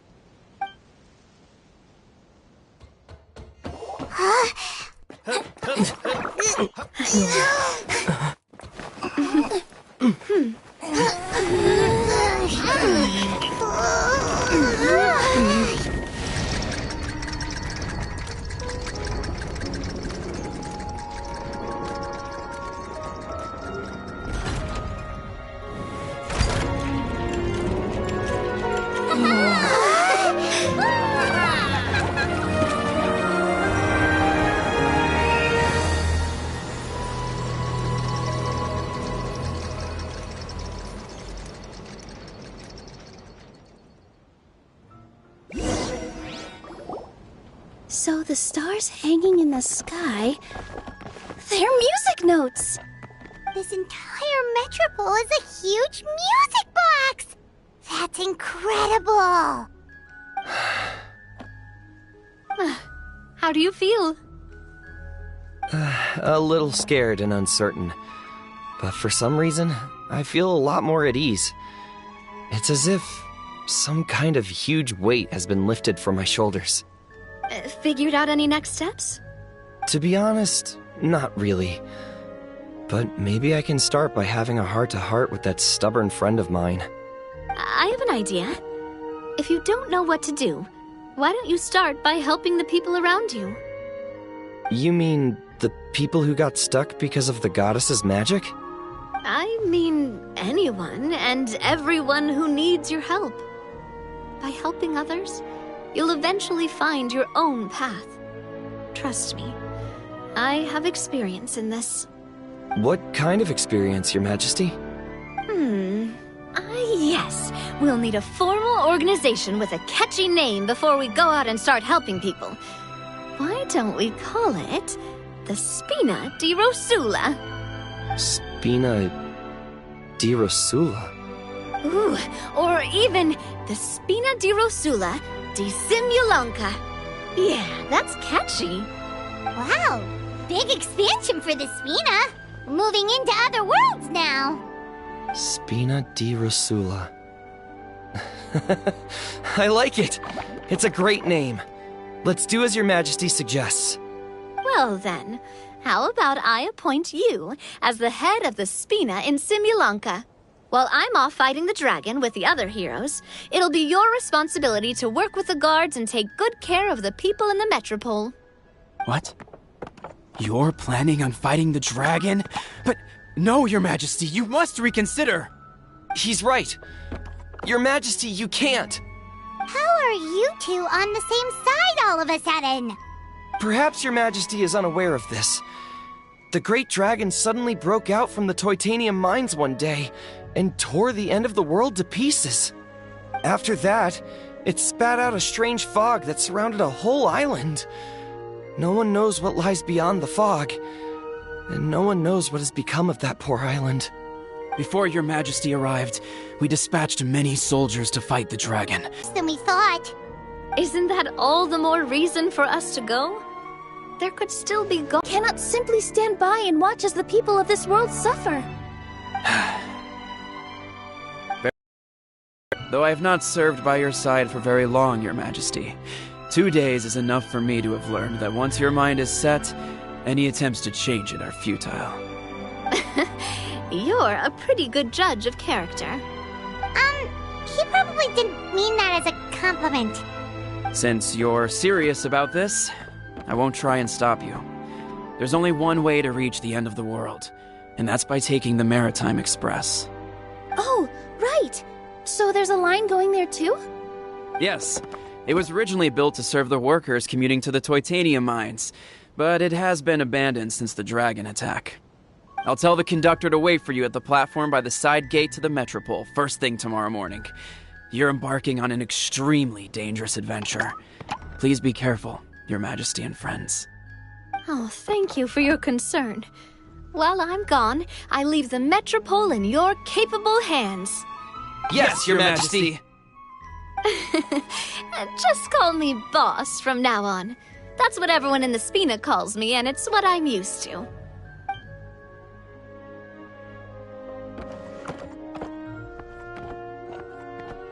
So, the plan for tomorrow is journey across the ocean, make it to the end of the world, and defeat a dragon.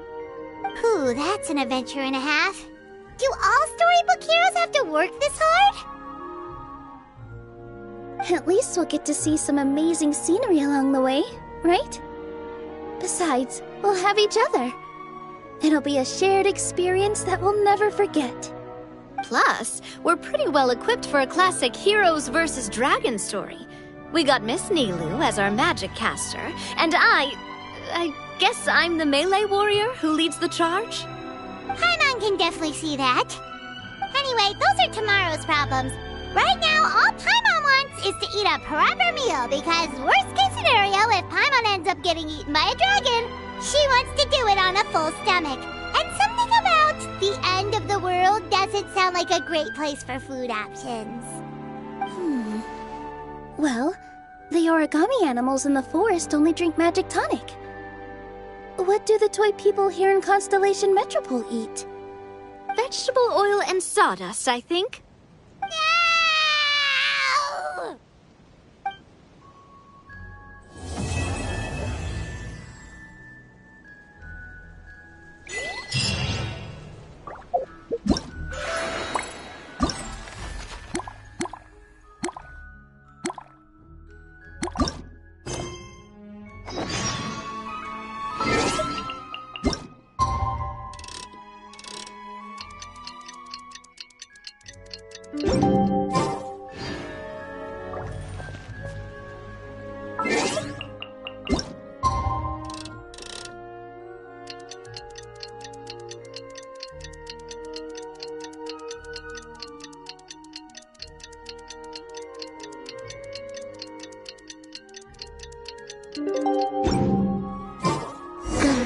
The time has come to slay the dragon.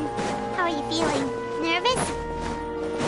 I'm curious to see what this end of the world place is like. Come on, let's go meet the others at the station.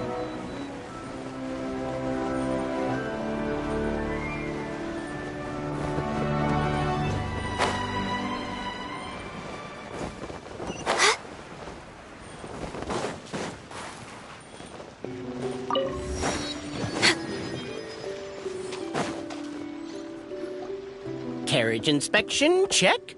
Wheel and axle inspection, check. Power inspection. Good morning, Mr. Wheel. Oh, good morning, heroes of Simulanka. Hey, our old friend Wheel is the driver again. That already puts Paimon at ease. Are you certain you don't want us to accompany you, Your Majesty? I am. You can leave the dragon slaying to us. My partner's a pro. He does it all the time. What remarkable friends Her Majesty has. With such great heroes by your side, I'm sure you'll best the dragon with ease. We won't keep you any longer. All right, then. Look after the city for me while I'm gone. Yes, Your Majesty. Just leave it to us. I think we're all set. Time to depart. Next stop, the end of the world!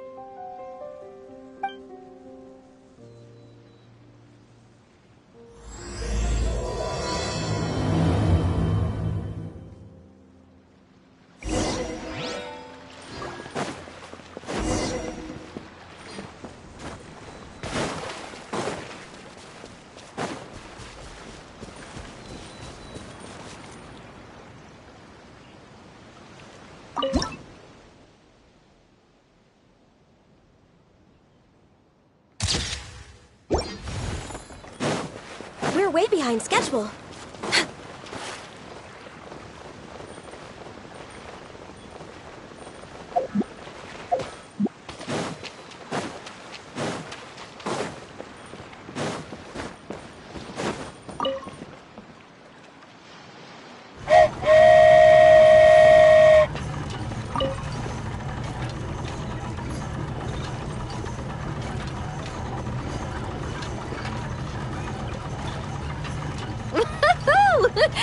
So this is what it feels like to ride a toy train. Ooh, you're really easy to please, Navia.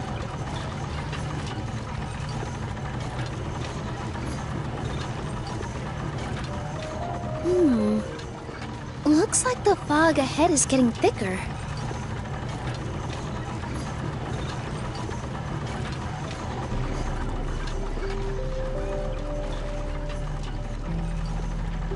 Attention, passengers! We've arrived at the transfer point. All change, please, all change. So we've got to switch trains, right? Huh? What's that? It looks like Haley Churros, they've taken over that platform! Huh? What do we do? Just find somewhere to hide, Mr. Wheel. We'll take care of them.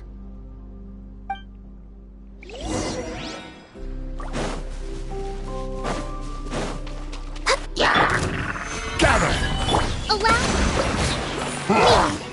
I will have order. Born of ice and frost, no touching. Shine down!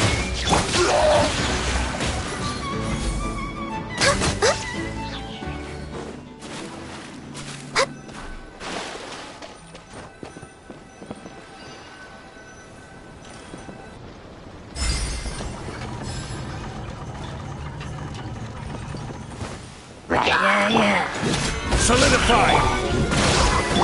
Blaze over! Born of ice and frost, no touching!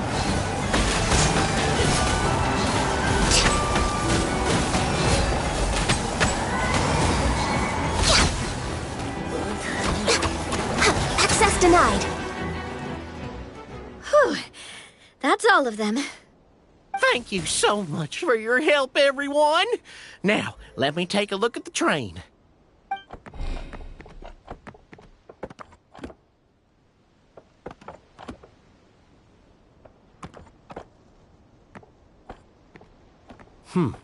The carriage is a little scratched up, but there doesn't seem to be any real damage. And the engine's still operating normally, so I think we're good to go. Wonderful. Let's keep going then. We're way behind schedule.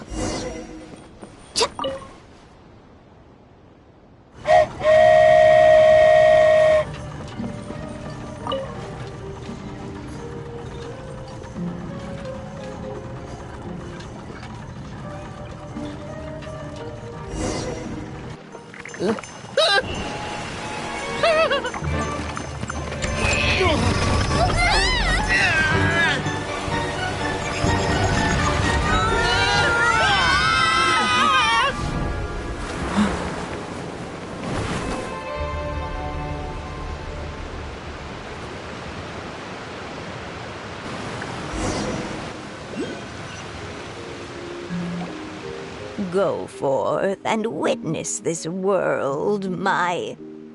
Make sure to be nice to everyone. I leave it to you.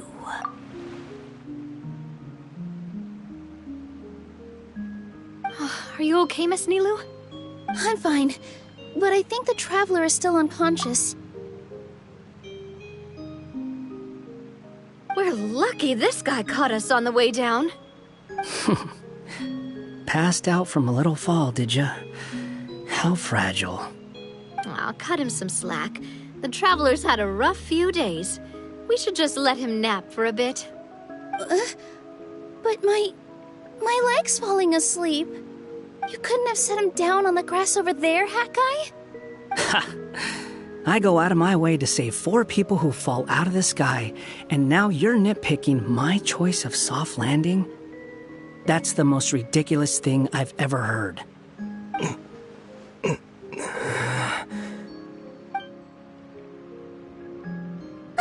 He's awake. Morning, sunshine. You were having a nice little dream there, weren't you? Not gonna lie, it was kind of adorable. You and your friends fell from the top of that waterfall, and you passed out along the way. Guess someone couldn't keep it together. Sorry to break it to you, but crashing into the ground doesn't take you to another world. That kind of thing only happens in those stupid light novels they sell in Inazuma.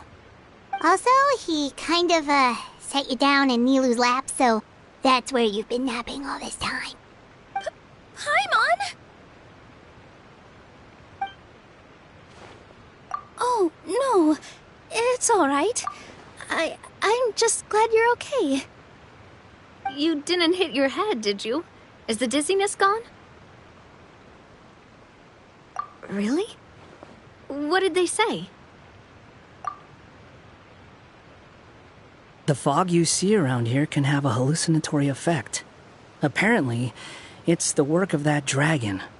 Maybe you inhaled some while you were freaking out on your way down. Traveler, Nilu, do you know this hat guy person? Oh yeah, he's a student at the academia. We met during the last Interdarshan Championship. He was representing the Vahumana Darshan. Well then, hello there, friend. I'm Navia, the president of Spina di Rosula. It's very nice to meet you. So, should I just call you Hat Guy as well? Seems like that's what everyone's calling you. Sure. Whatever. Wait, Hat Guy. What's that sword around your waist? An unwelcome encumbrance, that's what. I've had it ever since I woke up here. Tried to toss it, but no matter what I do, it always reappears. Such a pain. Anyway, if any of you want the hero sword, you can have it. Wait, it's called what? The hero sword. Meant to be wielded by the hero. I know. Me of all people, right? The irony. What? You're the hero of this world? Will you calm down? It's just a dumb title. Oh, it's just that this entire time, we thought we were the heroes of the prophecy. Well, if it means that much to you, you're welcome to claim the title. You'd be doing me a favor. That's not the point! The real question is, if you're the hero, then where the heck have you been all this time? Looking for a way out. I heard there's a boat in this area that can bring you to another world. So I came to investigate. But look at the state of things around here. The lighthouse collapsed. The boat won't budge. I say we try to find a different way out. Huh. Paimon's guessing a voice told you what you were supposed to do here. That's what happened with Navia and Nilu, at least. You expect me to take orders from some disembodied voice? Hey, wait, where are you going? To find the so-called source of this world's misfortune. The dragon responsible for this whole mess. Wait, we came here to fight the dragon as well. Why don't we go together? Grab that dragon scale over there before you leave. It'll come in handy later. A dragon scale? Where? How did you know about it? What's it for? And... Have you ever considered keeping your questions to yourself? Because if you actually expect me to answer them all, we'll be here until the next Interdarshan Championship. You little... Paimon thought you might have learned some manners by now, but clearly not!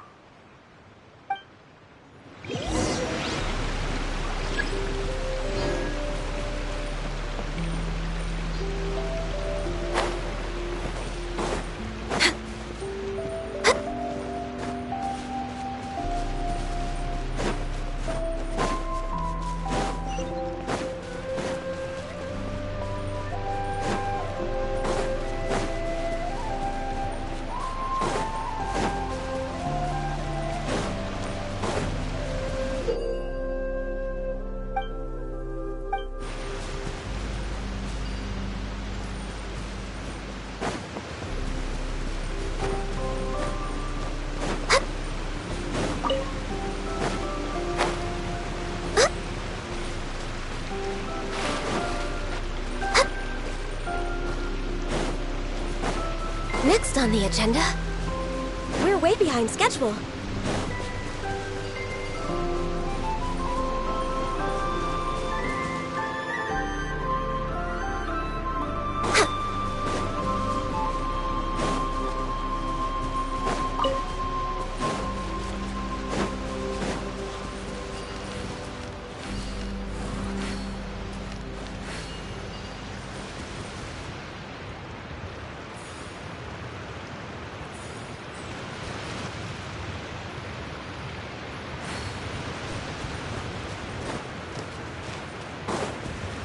We're way behind schedule.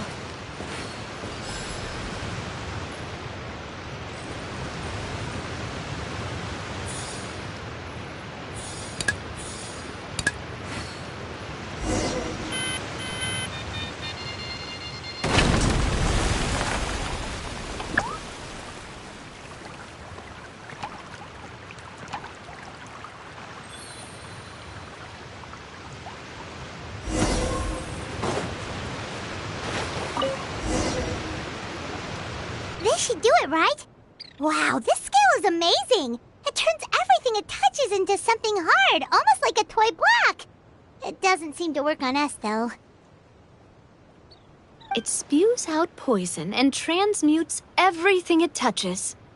Huh. No wonder they call it the evil dragon. Your Majesty, Madam Very Brave Hero! What are you looking at me for? He's obviously talking to you. Mr. Wheel, you didn't get hurt when we fell, did you? Oh, not at all. Thankfully, the young man in the hat was kind enough to lend.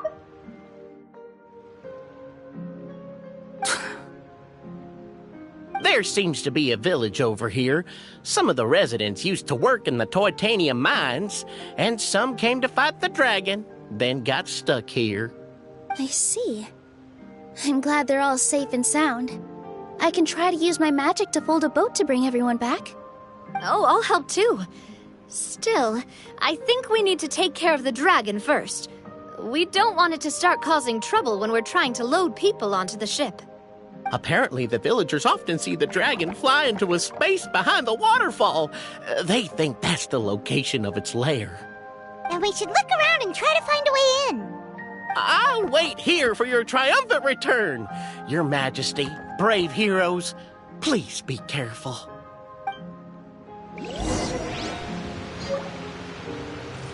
Next on the agenda, we're way behind schedule.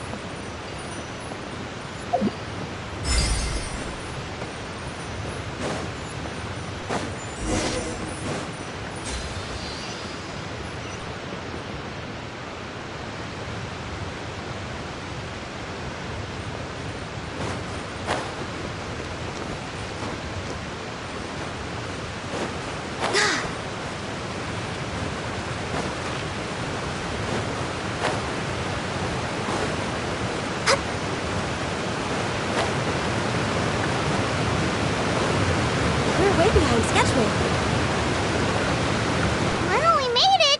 But with the force of this waterfall, there's no way we're getting through. Quick, take out the dragon scale. Wait! No. Paimon doesn't need to ask you anything. The dragon scale can turn anything it touches into toy blocks, so...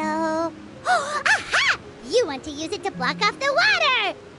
See? Paimon can figure things out all on her own.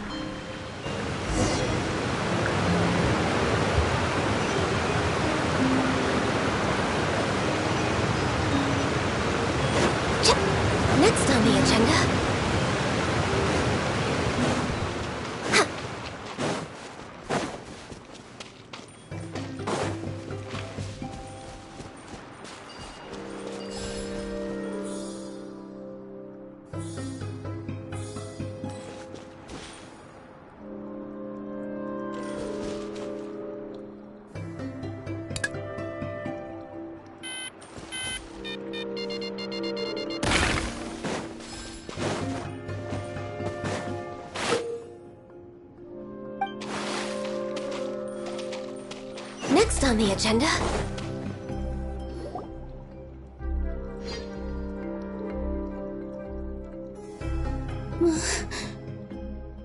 What's wrong, Nilu? Oh, nothing. It's just... I sensed a very powerful magical signature just now.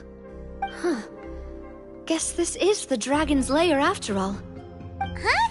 When did you put your hat on? Well, we're getting ready to fight, aren't we? I feel more comfortable in my regular outfit. Hat Guy also put away that sword around his waist. Should have never had to use this thing to begin with. Do you need to do anything to prepare, Traveler? Paimon's getting kind of nervous seeing everyone else serious like this.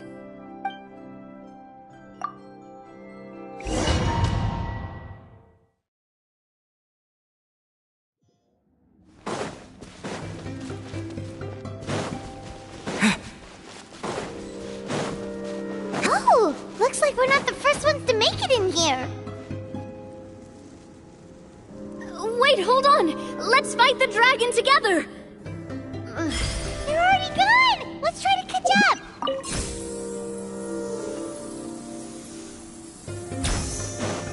Ooh!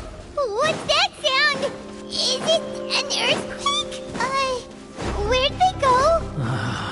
Reckless idiots.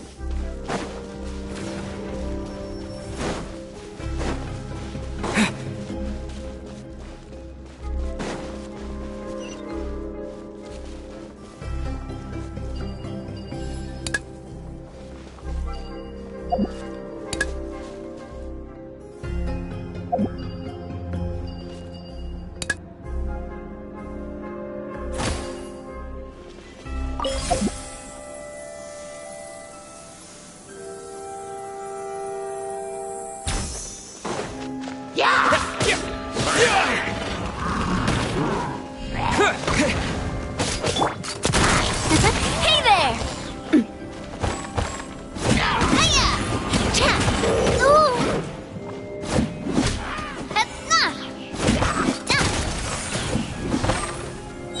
Fire!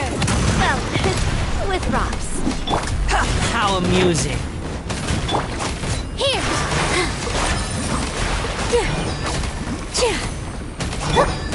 Terra Smash!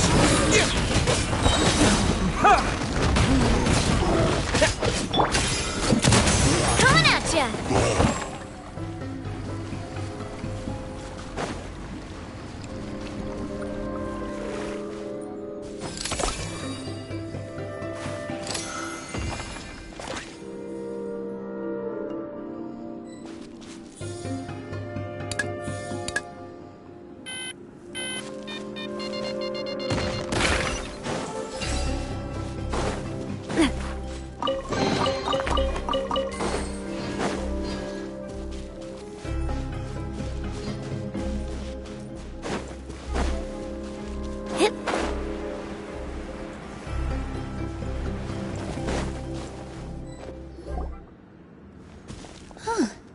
This space is completely empty. Paimon bets this is where the dragon sleeps. Watch out in front! It's coming!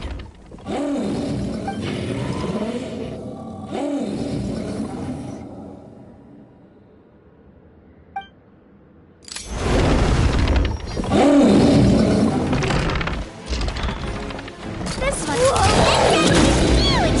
And it just attacked us without warning!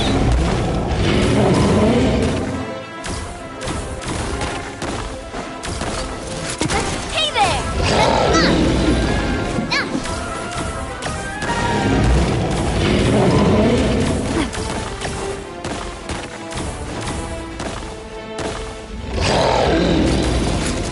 Coming at ya! This one's got your name on it! Ha! Ow!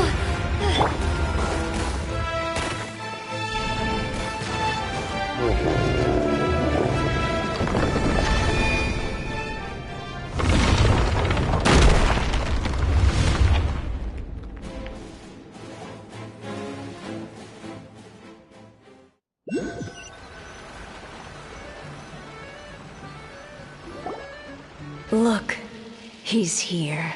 Ah, another new soul has joined this world.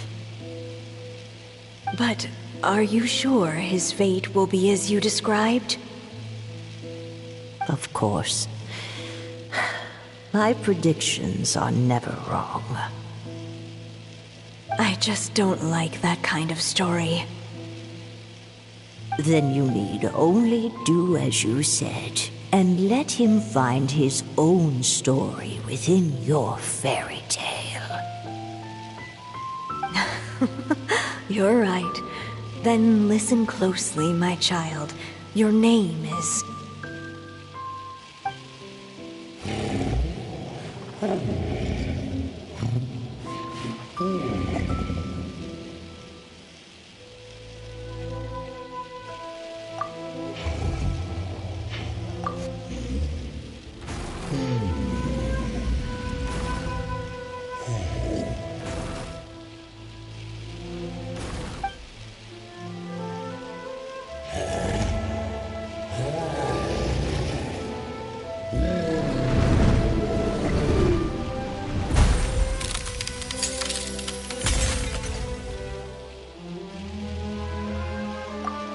It's the dragon! The dragon that destroyed the Titanium mines!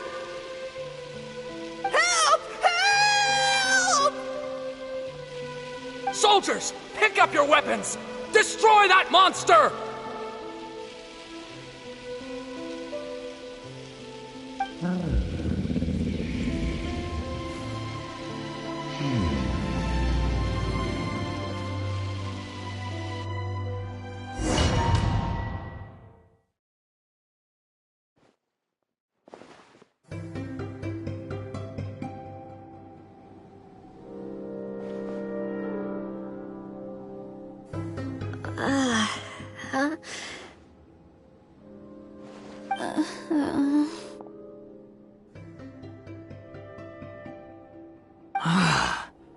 How many times am I going to have to save you?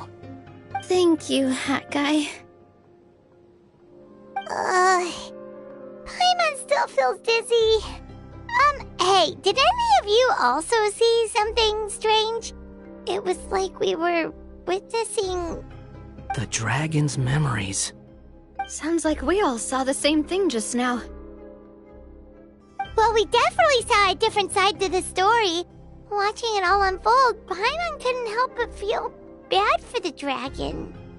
This world might be a lot more complicated than we thought. The next time we encounter the dragon, how about we try talking to him instead of fighting? That sounds like a good plan. But maybe we should figure out where we ended up first. Huh.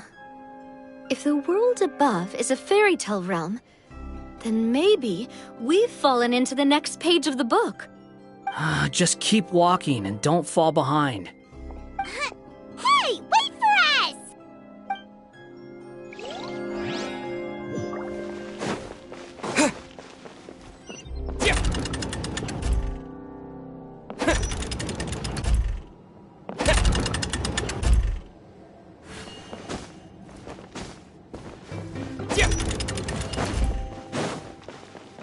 Wow, this place looks a lot different from the dragon lair.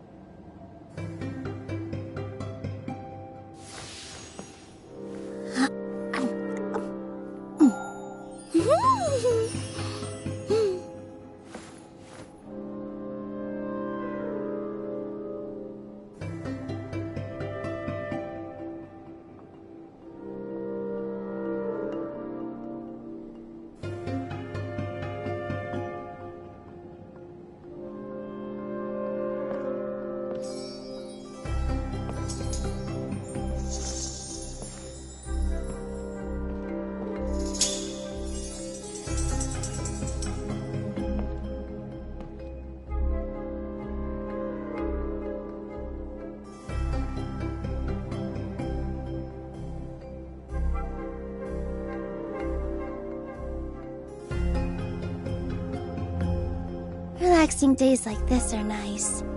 Let's take it easy.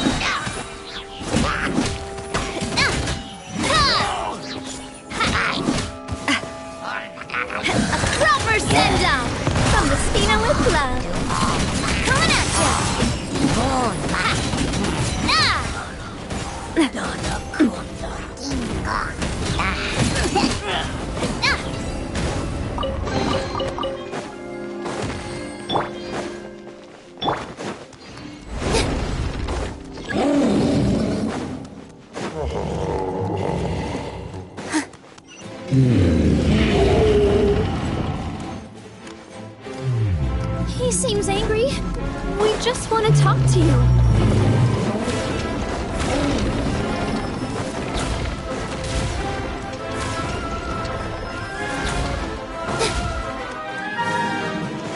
Stop talking! Nobody's home!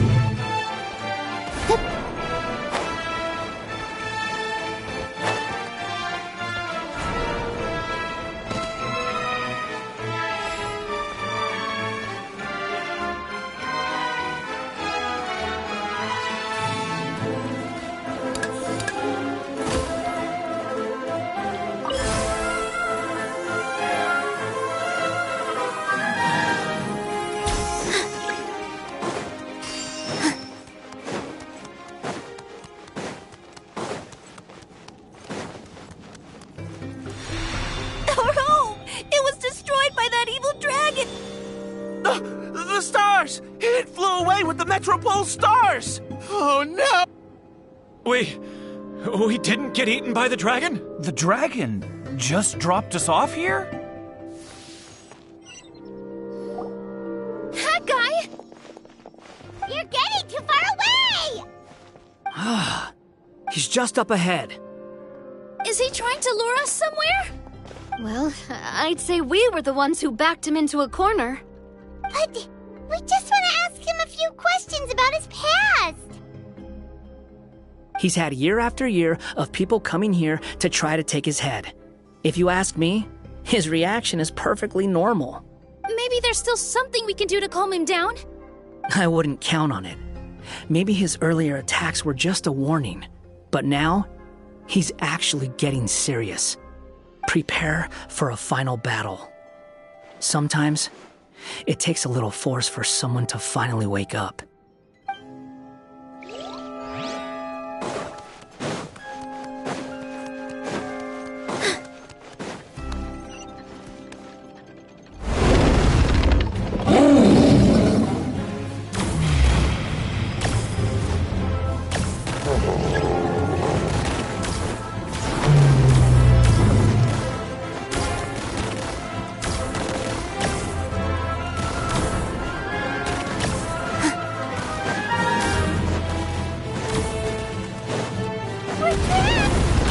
stubborn host. You really want to get beat up that bad?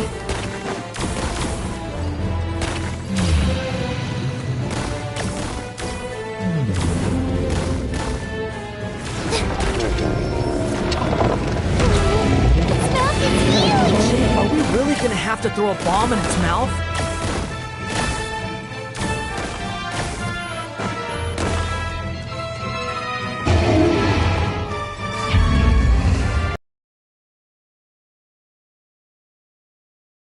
Watch out!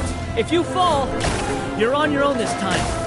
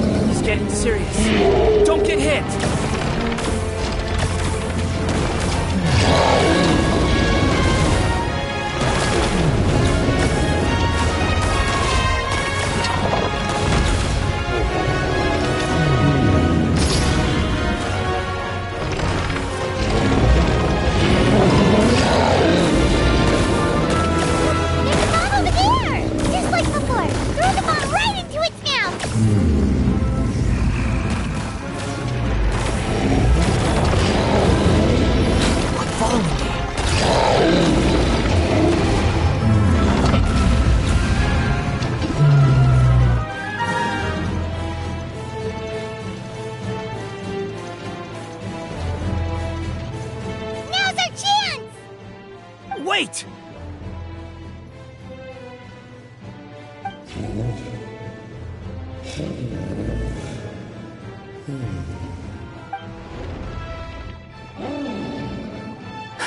Huh?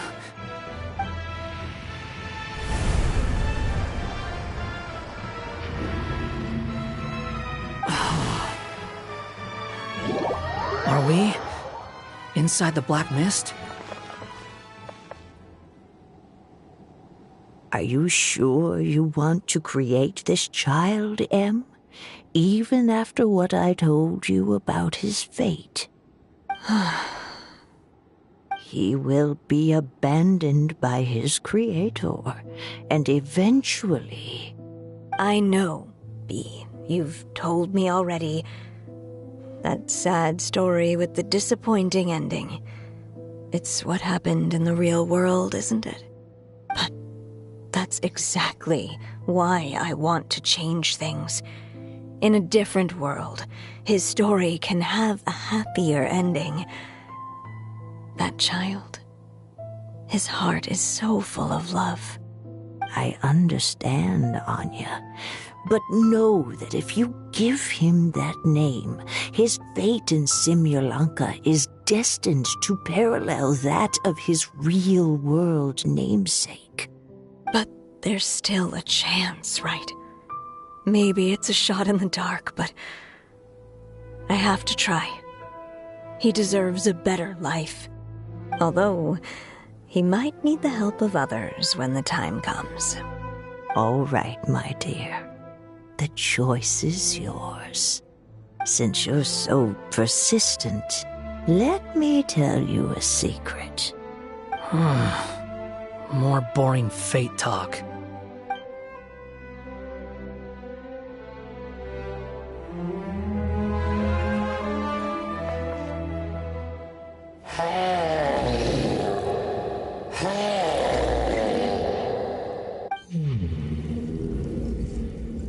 I'm sorry, my child. Unlike my friends, I don't have a long time to live. All said and done, the story of my life will be shorter than the fairy tales in this book. So I will have to leave your side, I'm afraid.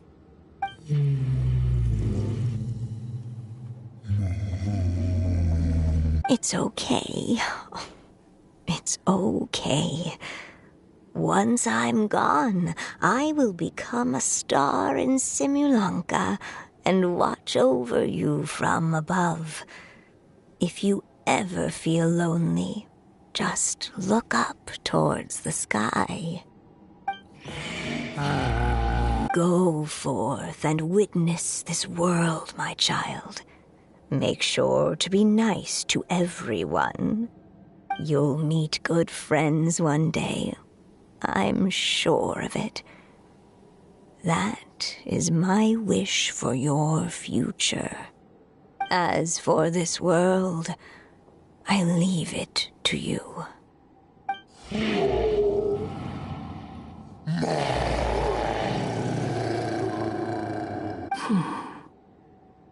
So in the end, you were betrayed too.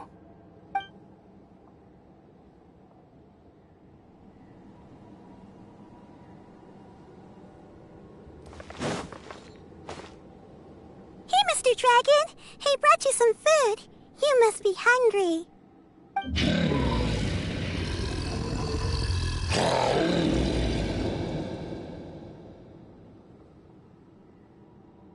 Shh! Quiet! We can't let anyone hear us. Everyone says you're a bad dragon, but you're always nice to me when we play together. You always help me pick flowers way up high that I can't reach.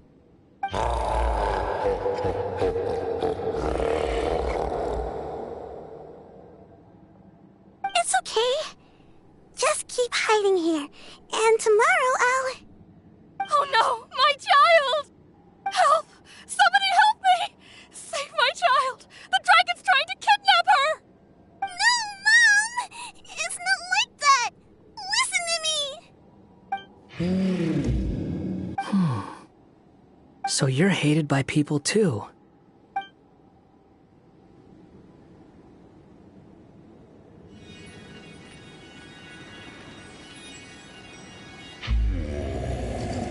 So that's it.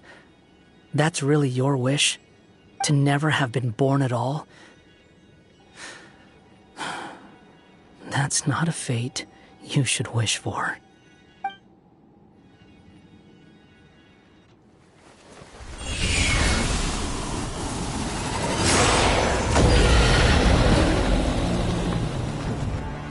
Nobody can define who you are, or deny the true feelings of your heart. Now remember your name. Durin.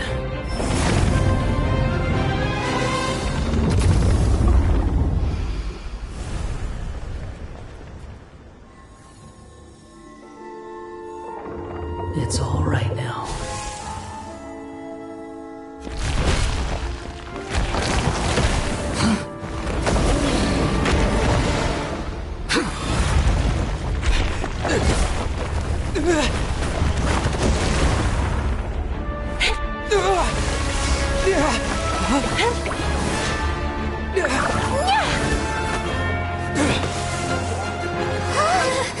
Watch out!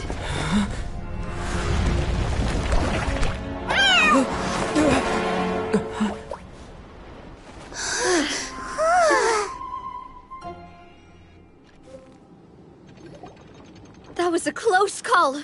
Are you guys all right? Back in Constellation Metropole, I heard people saying you'd gone to fight the dragon, so I followed you here. Right when I managed to catch up, I saw you fall through that hole. Wait, didn't someone else fall through just now? Shouldn't we do something? Oh yeah, Hat Guy. Well, he can fly, so he'll probably be fine. He called the dragon something earlier. It sounded like he said...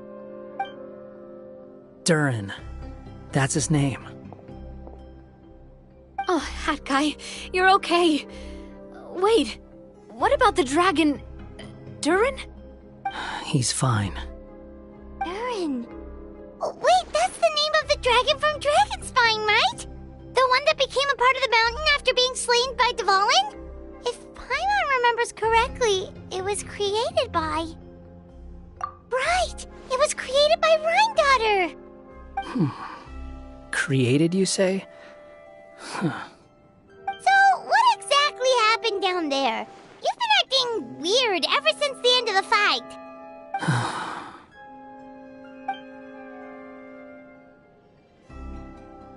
So that's the truth about Simulanka's evil dragon.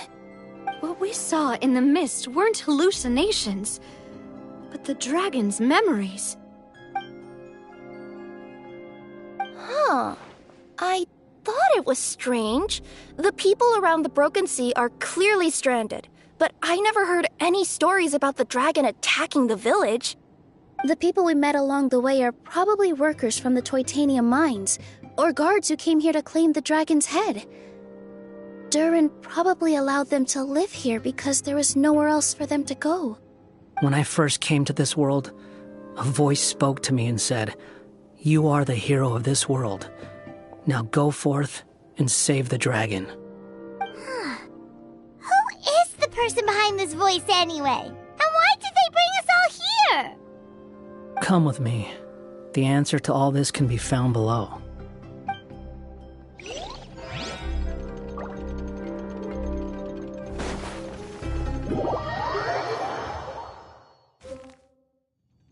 Is this a study? That's right. It belongs to the goddess of fate. Goddess of Fate? As in one of the three goddesses who created Simulanka? Or more precisely, M. One of the mages of the Hexenzirkel. Hexenzirkel? As in... Sorry, Paimon shouldn't just regurgitate everything you say. It's just... It's a lot to take in. She created the story of Durin. Well, the Simulanka version at least. These records should cover most of what you want to know, including the identities of the other two goddesses. Read them for yourselves.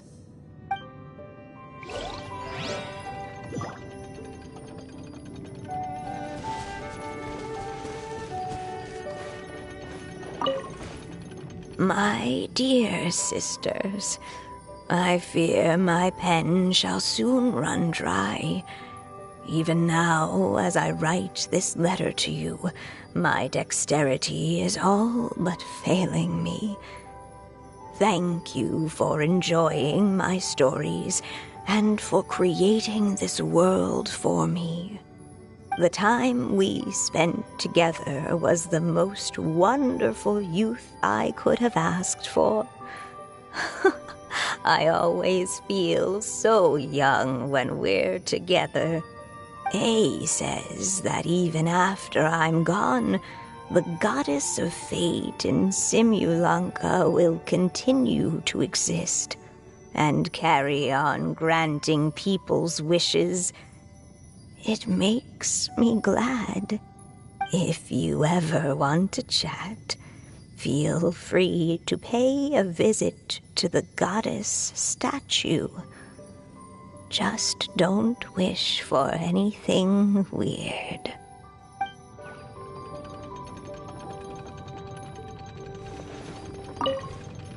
By all rights, still.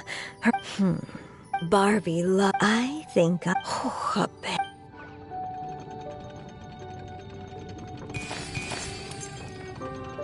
It's Simulonka Durin. And he's looking up at something. A star. This must have been after M passed away. This looks like a mine. Maybe the Toitania miners dug too deep? So deep that they dug right through to the world on the next page. Yeah.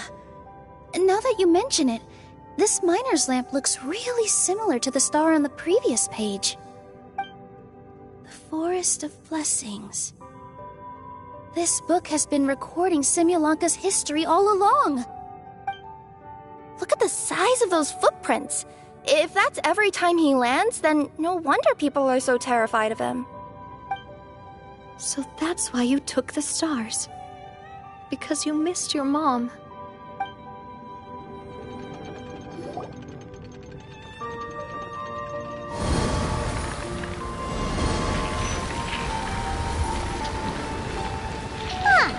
That statue looks different from the one in the Metropole. It's a different goddess.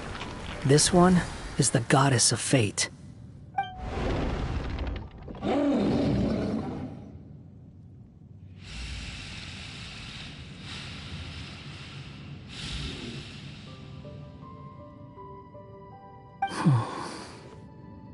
It's all right now, Durin.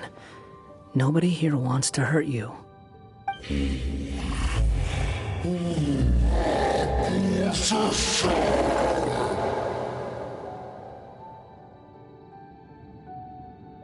say that, Durin! Paimon made a mistake. She was wrong about you. But it's nice to talk, isn't it? Now that we've all calmed down?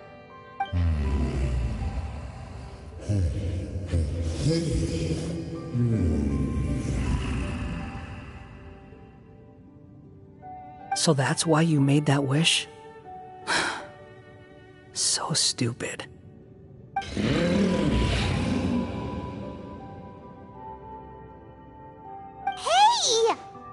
Anyone with eyes can see that all you want to do is get along with everyone.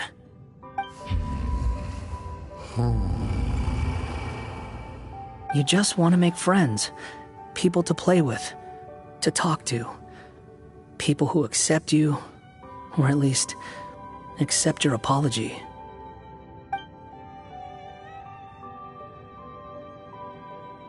Oh, you've never hurt anyone. Heck, the idea never even crossed your mind. Sure, you scared a bunch of people half to death, but that's only because they had no idea what kind of dragon you really are. Yeah. If you had a heart-to-heart with them, I'm sure they'd come to understand you and see your point of view.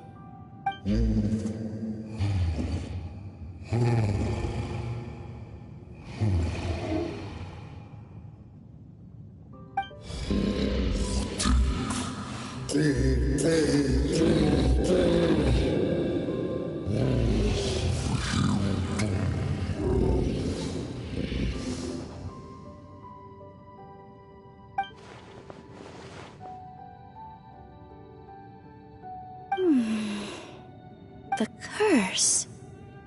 Huh? Nilou? Is it your true wish to live side by side with the people of Simulonka?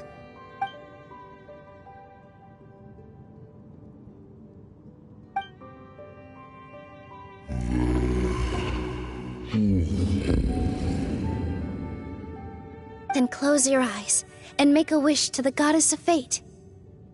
We will help make your wish come true.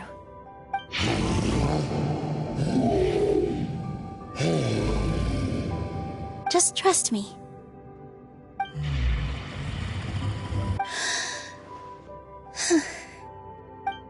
I, Nilou, the Forest Fairy, give to you my blessing and welcome you as a dweller of the forest. May everyone accept you as one of our own, and may the Forest of Blessings be a place you can call home. I, Navia, King of Constellation Metropole, give you my blessing. I grant you citizenship to my kingdom. Oh, me too! As the, Nekomata in Boots of this world, I give you my blessing too. Wait, what's going on?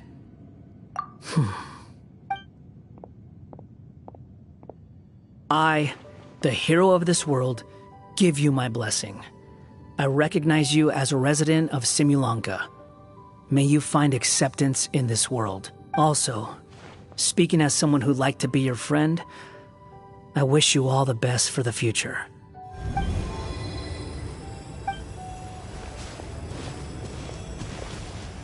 I, a traveler who has traversed many worlds, give to you my blessing. May you find friendship and goodwill, no matter where you go.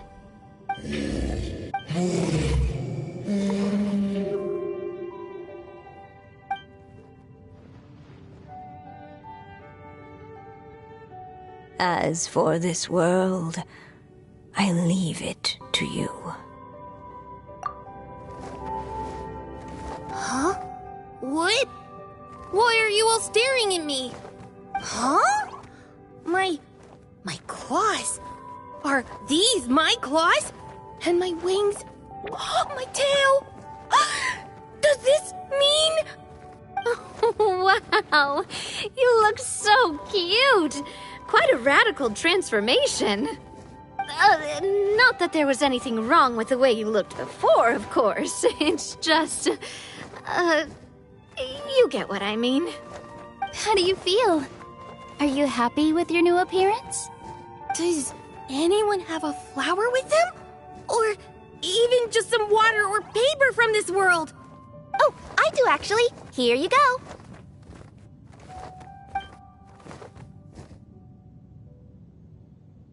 They're not changing. I can touch things without changing them. Hey, that's great! One more flying friend for Paimon! Now the residents of Simulanka won't be scared of you anymore. But what about all the things that I did before? That's simple. Just go out there and atone. You could fill in the footprints you left on the ground, or help the people around the Broken Sea get home. Okay. And you'll come along and help me, right, Hat Guy? Huh? Why would I do that? Because you said you wanted to be my friend. You little... Gah. Well, maybe I spoke too soon. Huh? But I thought...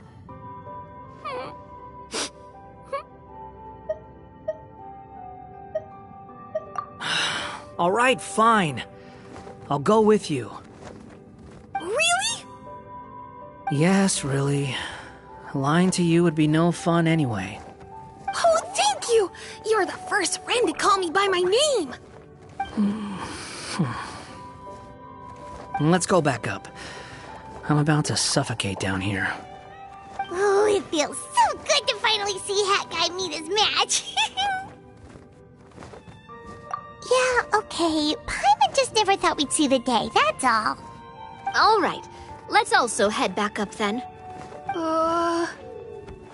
Don't be scared, Durin. We'll be right by your side. Thank you for your blessings, everyone! Oh, this is the happiest day I've had in a really long time!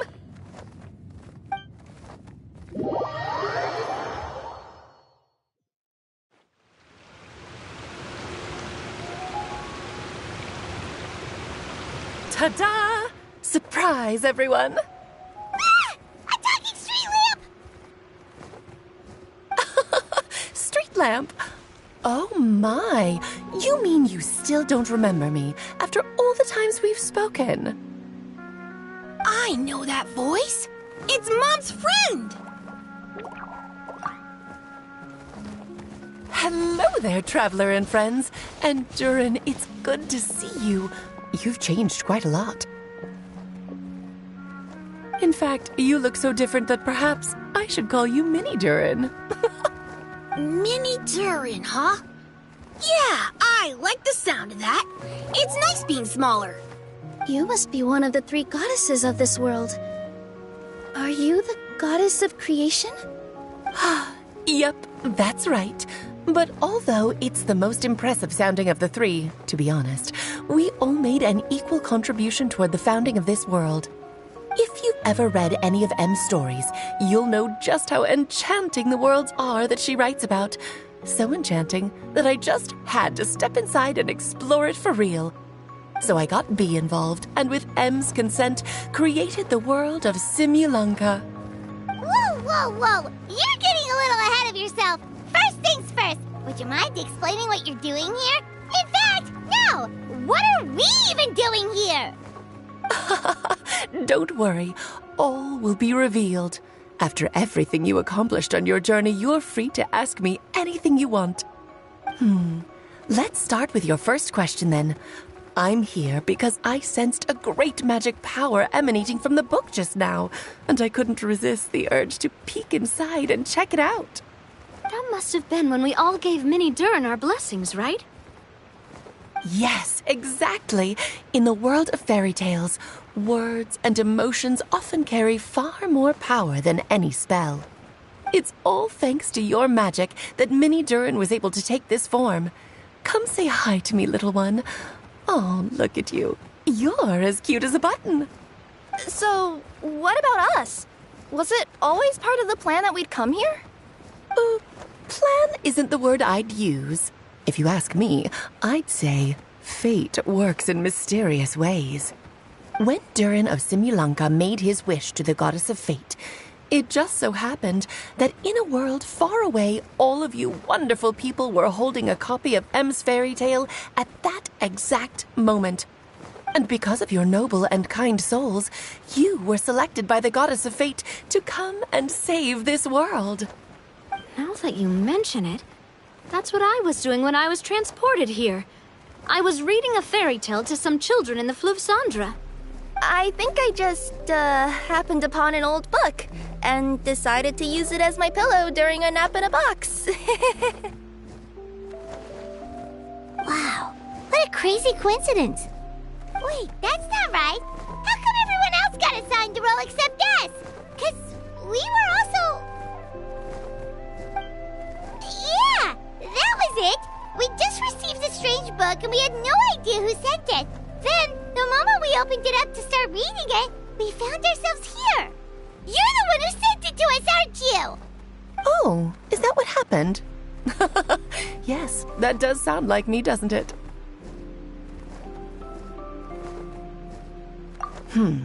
Good question. Why indeed? Maybe I thought this was such a good story it simply had to be read by someone. As the traveler and witness of many worlds, how could I let such a beautiful place pass you by? I can sense that your blessing for Minnie Durin was a very special one. With this blessing from beyond the story, he might even be able to explore worlds outside of this one. Teyvat, you mean? That's right. In fact, back when we were first creating Simulunka, Em told us that she hoped the people of this world would one day be able to explore the wider world beyond.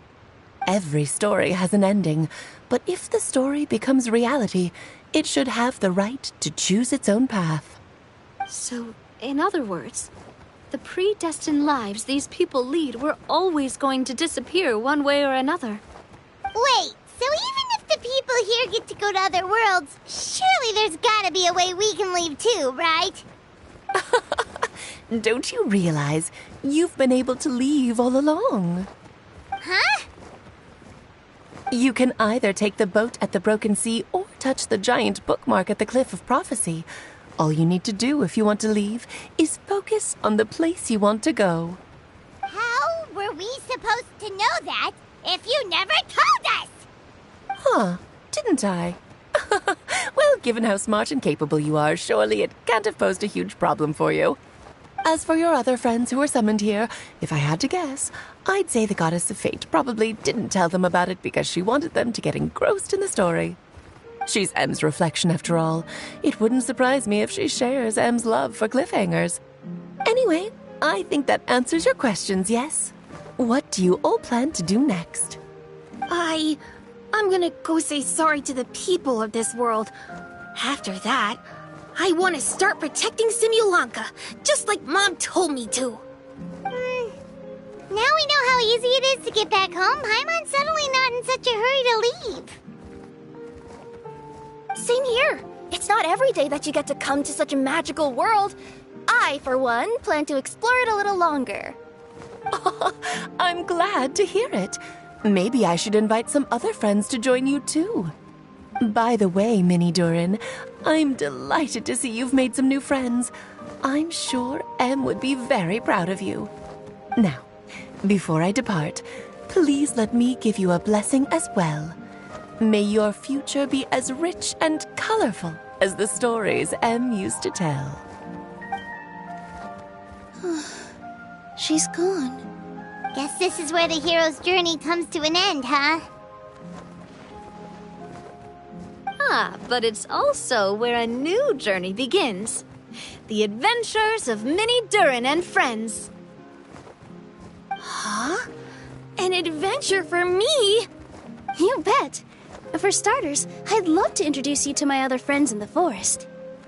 Even though there have been some misunderstandings in the past, I'm sure they'll welcome the new you with open arms.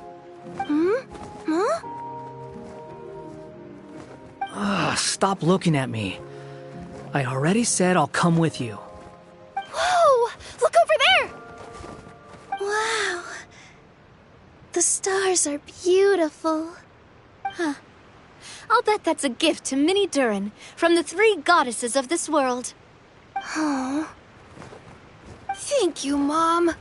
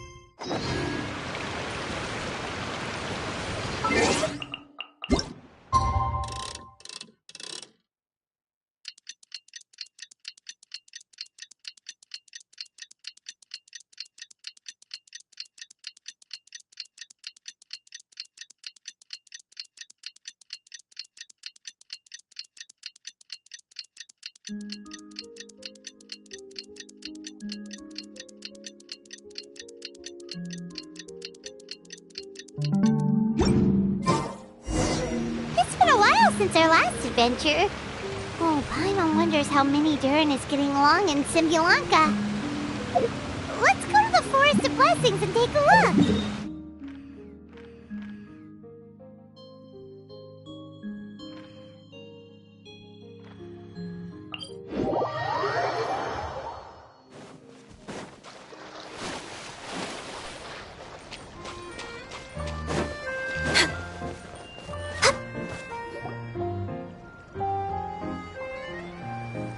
Here's your 2 magic tonics. Why, thank you, young lady.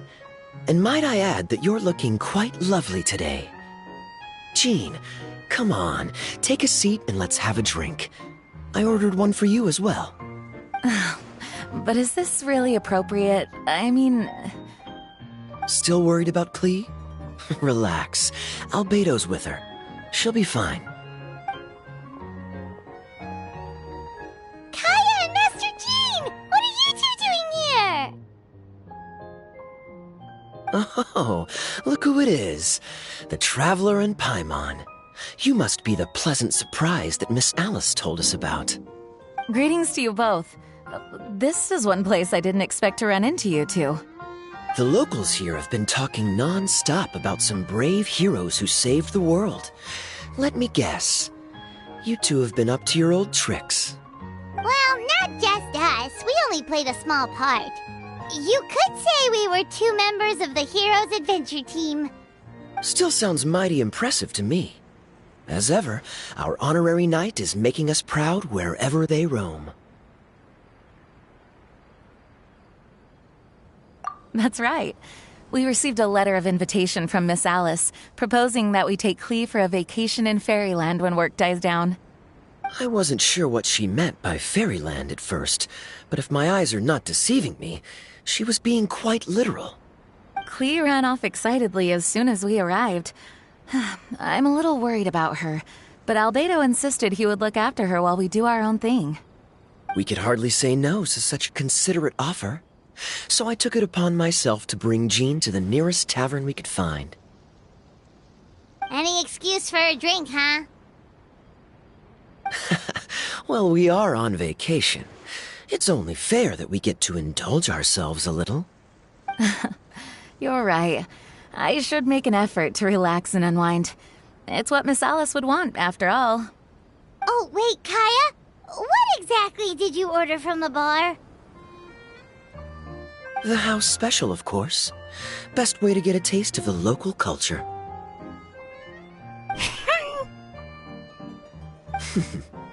Why are you making that face, Paimon? Nothing. Paimon's just perpetually amused by your lifestyle, that's all. Go on, drink up.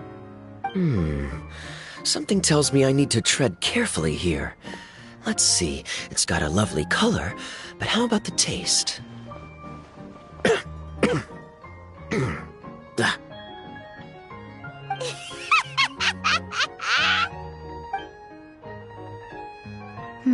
I think maybe I'll pass.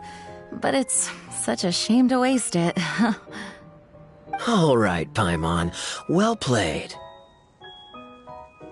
Well, Paimon got burned too, if it's any consolation. It's nothing personal. Oh, by the way, we weren't the only ones who got invited here. I saw Kale earlier. She didn't see me, though. She was making a beeline for that big tree. The Kingdom of Breezes and Bells, you mean? Oh, this is turning into a huge reunion! Maybe we should go say hi to her! All right. Well, give her my regards.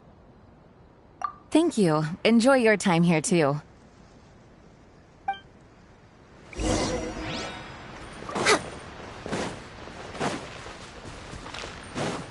Next on the agenda...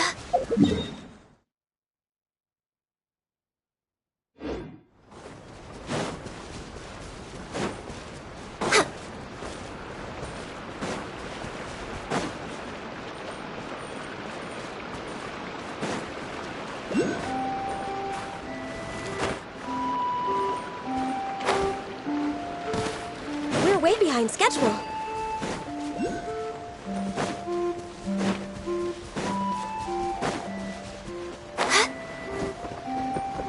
Must press on.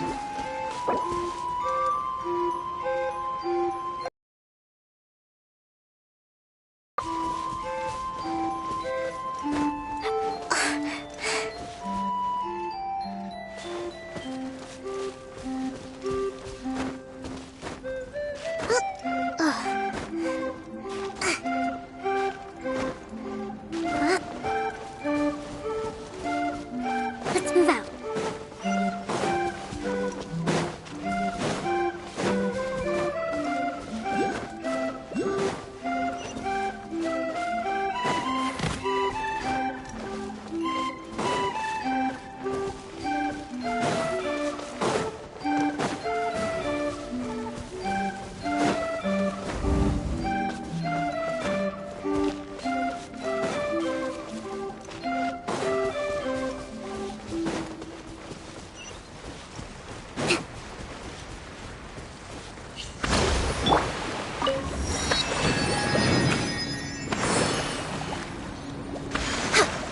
We're way behind schedule.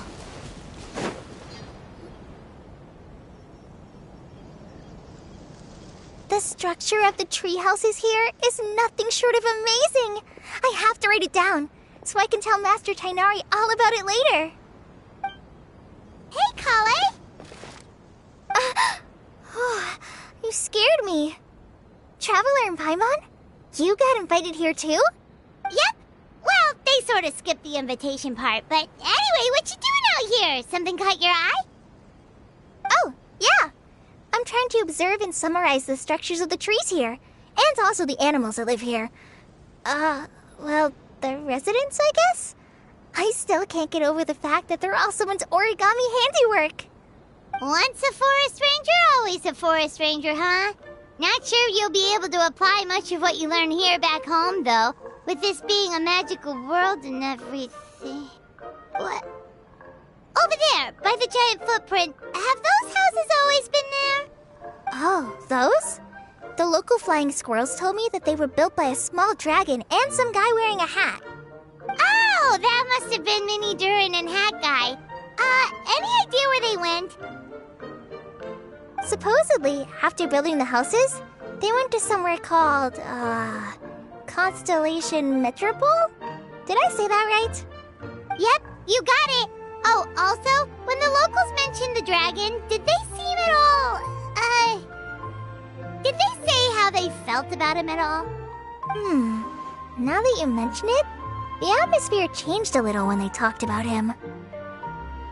Oh no. They mentioned some stuff along the lines of past misunderstandings and welcoming new members. I only just got here, so I know very little about what has happened in the past.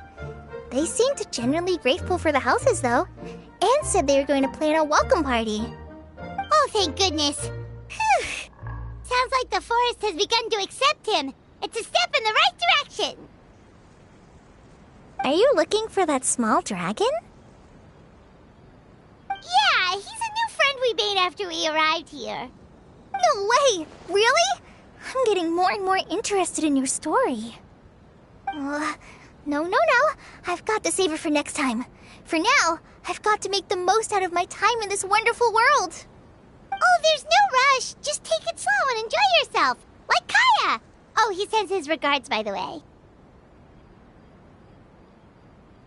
Oh, Mr. Kaya is here too? Then I've got to go say hi to him. Well, right now he's at the tavern and he probably won't be leaving until he's drunk. Not that he'll ever reach that point because his alcohol tolerance is so high. Basically, it's Kaya. You know where to find him. You make a good point, Paimon. Then I'll focus on exploring for now, and go catch up with him later. Shall we go pay a visit to the Metropole Traveler? Maybe Minnie, Durin, and Hat Guy are still there. Oh, right. By the way, something pretty interesting has been happening in Sumeru recently. Master Tighnari has been working really hard on it, so if you have time, definitely go and check it out. Sounds good. We'll find some time in our schedule. Of course. See you later.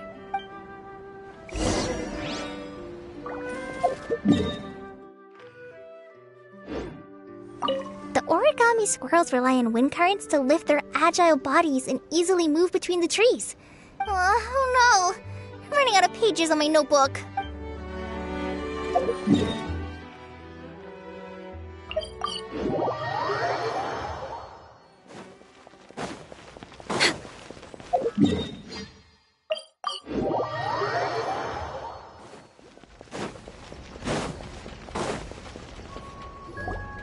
What? Are my eyes deceiving me? There is no way. I can't believe it. Hey, Mona! We heard you muttering from a long way away. What's up? Oh, is your scry glass acting up again? Oh, it's you, the saviors of this world. My scry glass is fine, but I'm not sure I can say the same about my eyes. Look! Look at this statue! What? Is it broken or something? Looks fine to Paimon. That's your master, right? AKA the goddess of prophecy? I refuse to believe it. There's no way that old hag looks anything like this. When she was younger. Oh, actually, now that you mention it, this does remind me of the fashionista phase she wrote about in her diary. She can't hear me, can she? I swear I just got chills down my spine. Either way, it's probably a little rude to talk about her right under her statue. But how do you know it's a statue of her if you never saw her as a young woman? I did a quick scry when I came into this world, and when I saw the star's reflections, I was at a loss for words. It looks like fate in Simulanka is based directly on Tevat. A projection of real-world fate to form an image of reality. Or in layman's terms, basically, the creator made this world inside a mirror or a lake, and this world is the reflection. Still sounds pretty impressive. The more I scried, the more familiar everything looked. It's her work, there's no doubt about it. Even so, everything's far more complex than I'd imagined. Trying to decipher it all is giving me quite a headache. I also asked the locals about her. They call her she who has dominion over the stars and the course of fate itself. Not even a pretense of humility. Clearly, she let the role of creator goddess skip to her head. Not that I'm surprised in the least, of course. It certainly matches the tone of her diary. Anyway, we should change the topic. Oh, so Mona, have you seen a small dragon around by any chance? He's about the same size as Paimon, but with tiny little wings. Ah, you mean the one that caused all that trouble? I haven't seen him for myself, but I heard that he came to the Metropole not long ago to formally apologize for his actions. Apparently, he brought a huge stash of Toitanium and plant oil to make amends. Most people accepted his apology, although there are some who said that they'll reserve judgment until they've seen how he acts in the future. Oh, okay. Do you know where we can find him? One moment.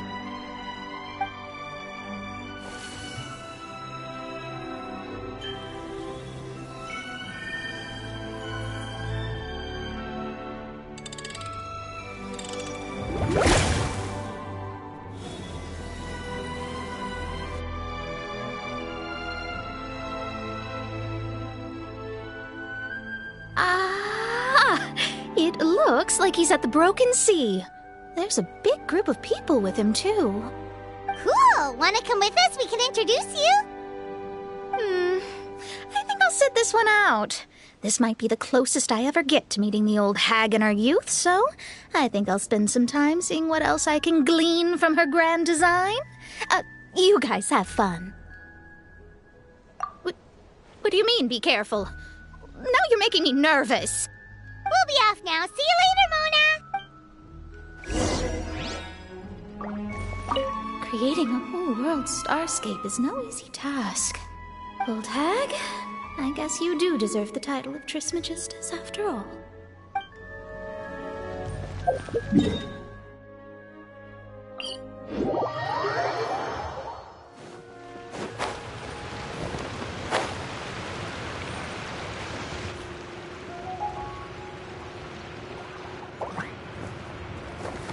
Osvaldo Hafnavines!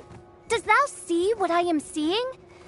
Tell me that my all-perceiving Aug de Verurtelung deceiveth me not. Your eyes see true, mein Fräulein. Very well. Then, as sovereign ruler of the Immenachreich, I extend to you both my greetings, O Night Dragon from the land of the Thousand Stars and his hat-wearing servant. Who did you just call a servant? What mein Fräulein means to say is, hello, it's a pleasure to meet you. Pleasure to meet you too. But Hat Guy's not my servant. He's my friend. Now you're over-explaining. Hat Guy, Mini Durin! Found you at last. Whoa, and Fischl's with you too? Oh, greetings, Outlander blessed by the Immenachreich. How honored you are to meet your prinzessin beneath the stars of another sky. Clearly a decision made by fate itself. Mr. Honorary Knight, Paimon!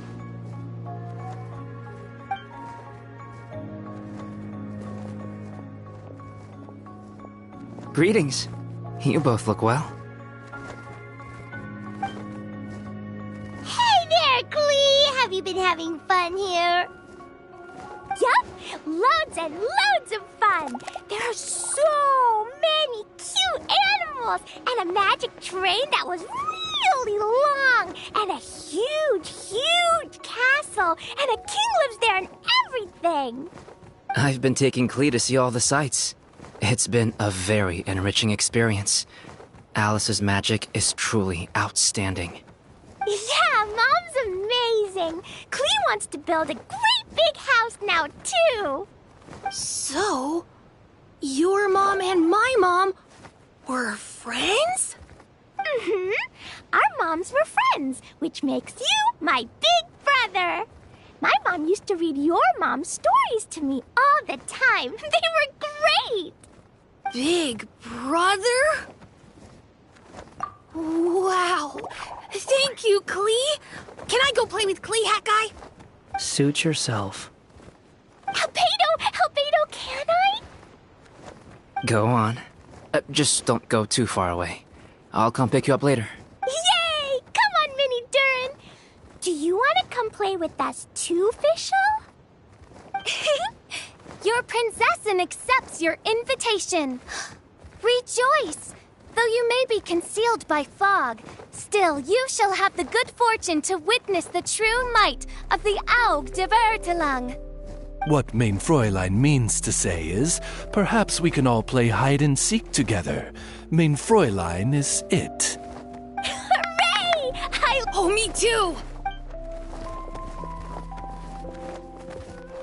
To return to our previous discussion, Mr. Hat Guy, you were telling me about a prophecy? I heard B talking to M.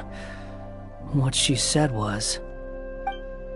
Since you're so persistent, let me tell you a secret. Our child will one day rise from the dead. Is she saying that Dragonspine Durin will come back to life?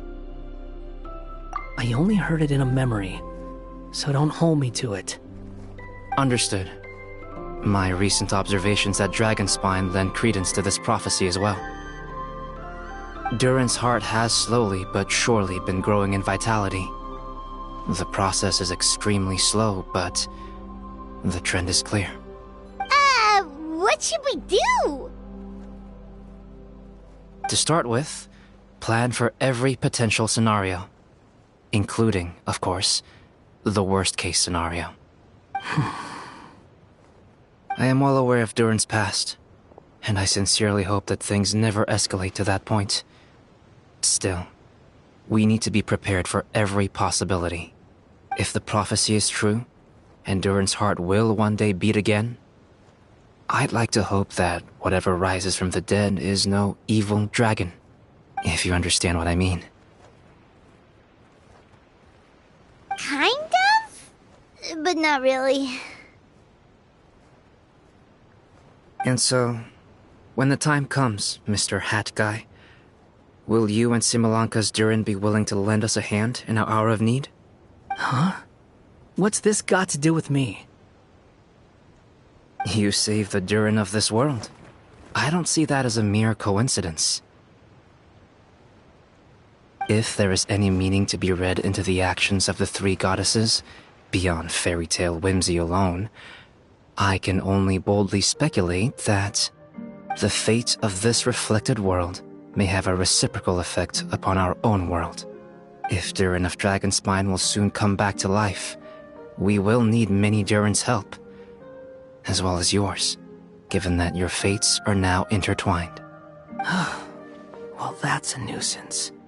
To be sure, it certainly won't be easy.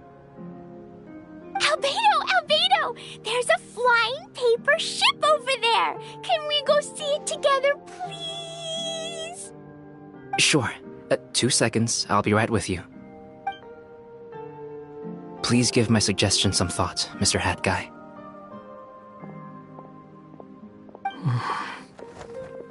Hat Guy, I'm back! Huh? What were you guys talking about?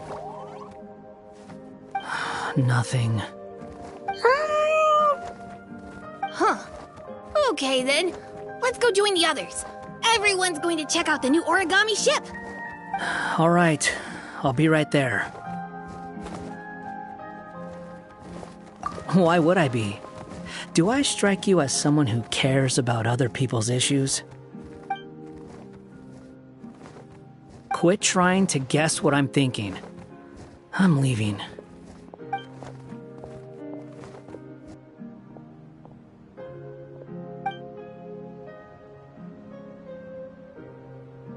Aww, what a lovely little boat! The forest fairy helped us make it. Paimon just realized there's a lot fewer people around the Broken Sea now. Guess most of them have made their way back to the Metropole. Does this boat have a name? I can't see one anywhere. Huh? A name? Every boat has a name. At least, all the ones I've seen before. They're usually symbolic names that represent something aspirational.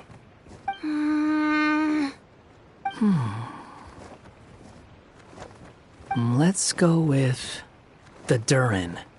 Huh? You want to name it after me?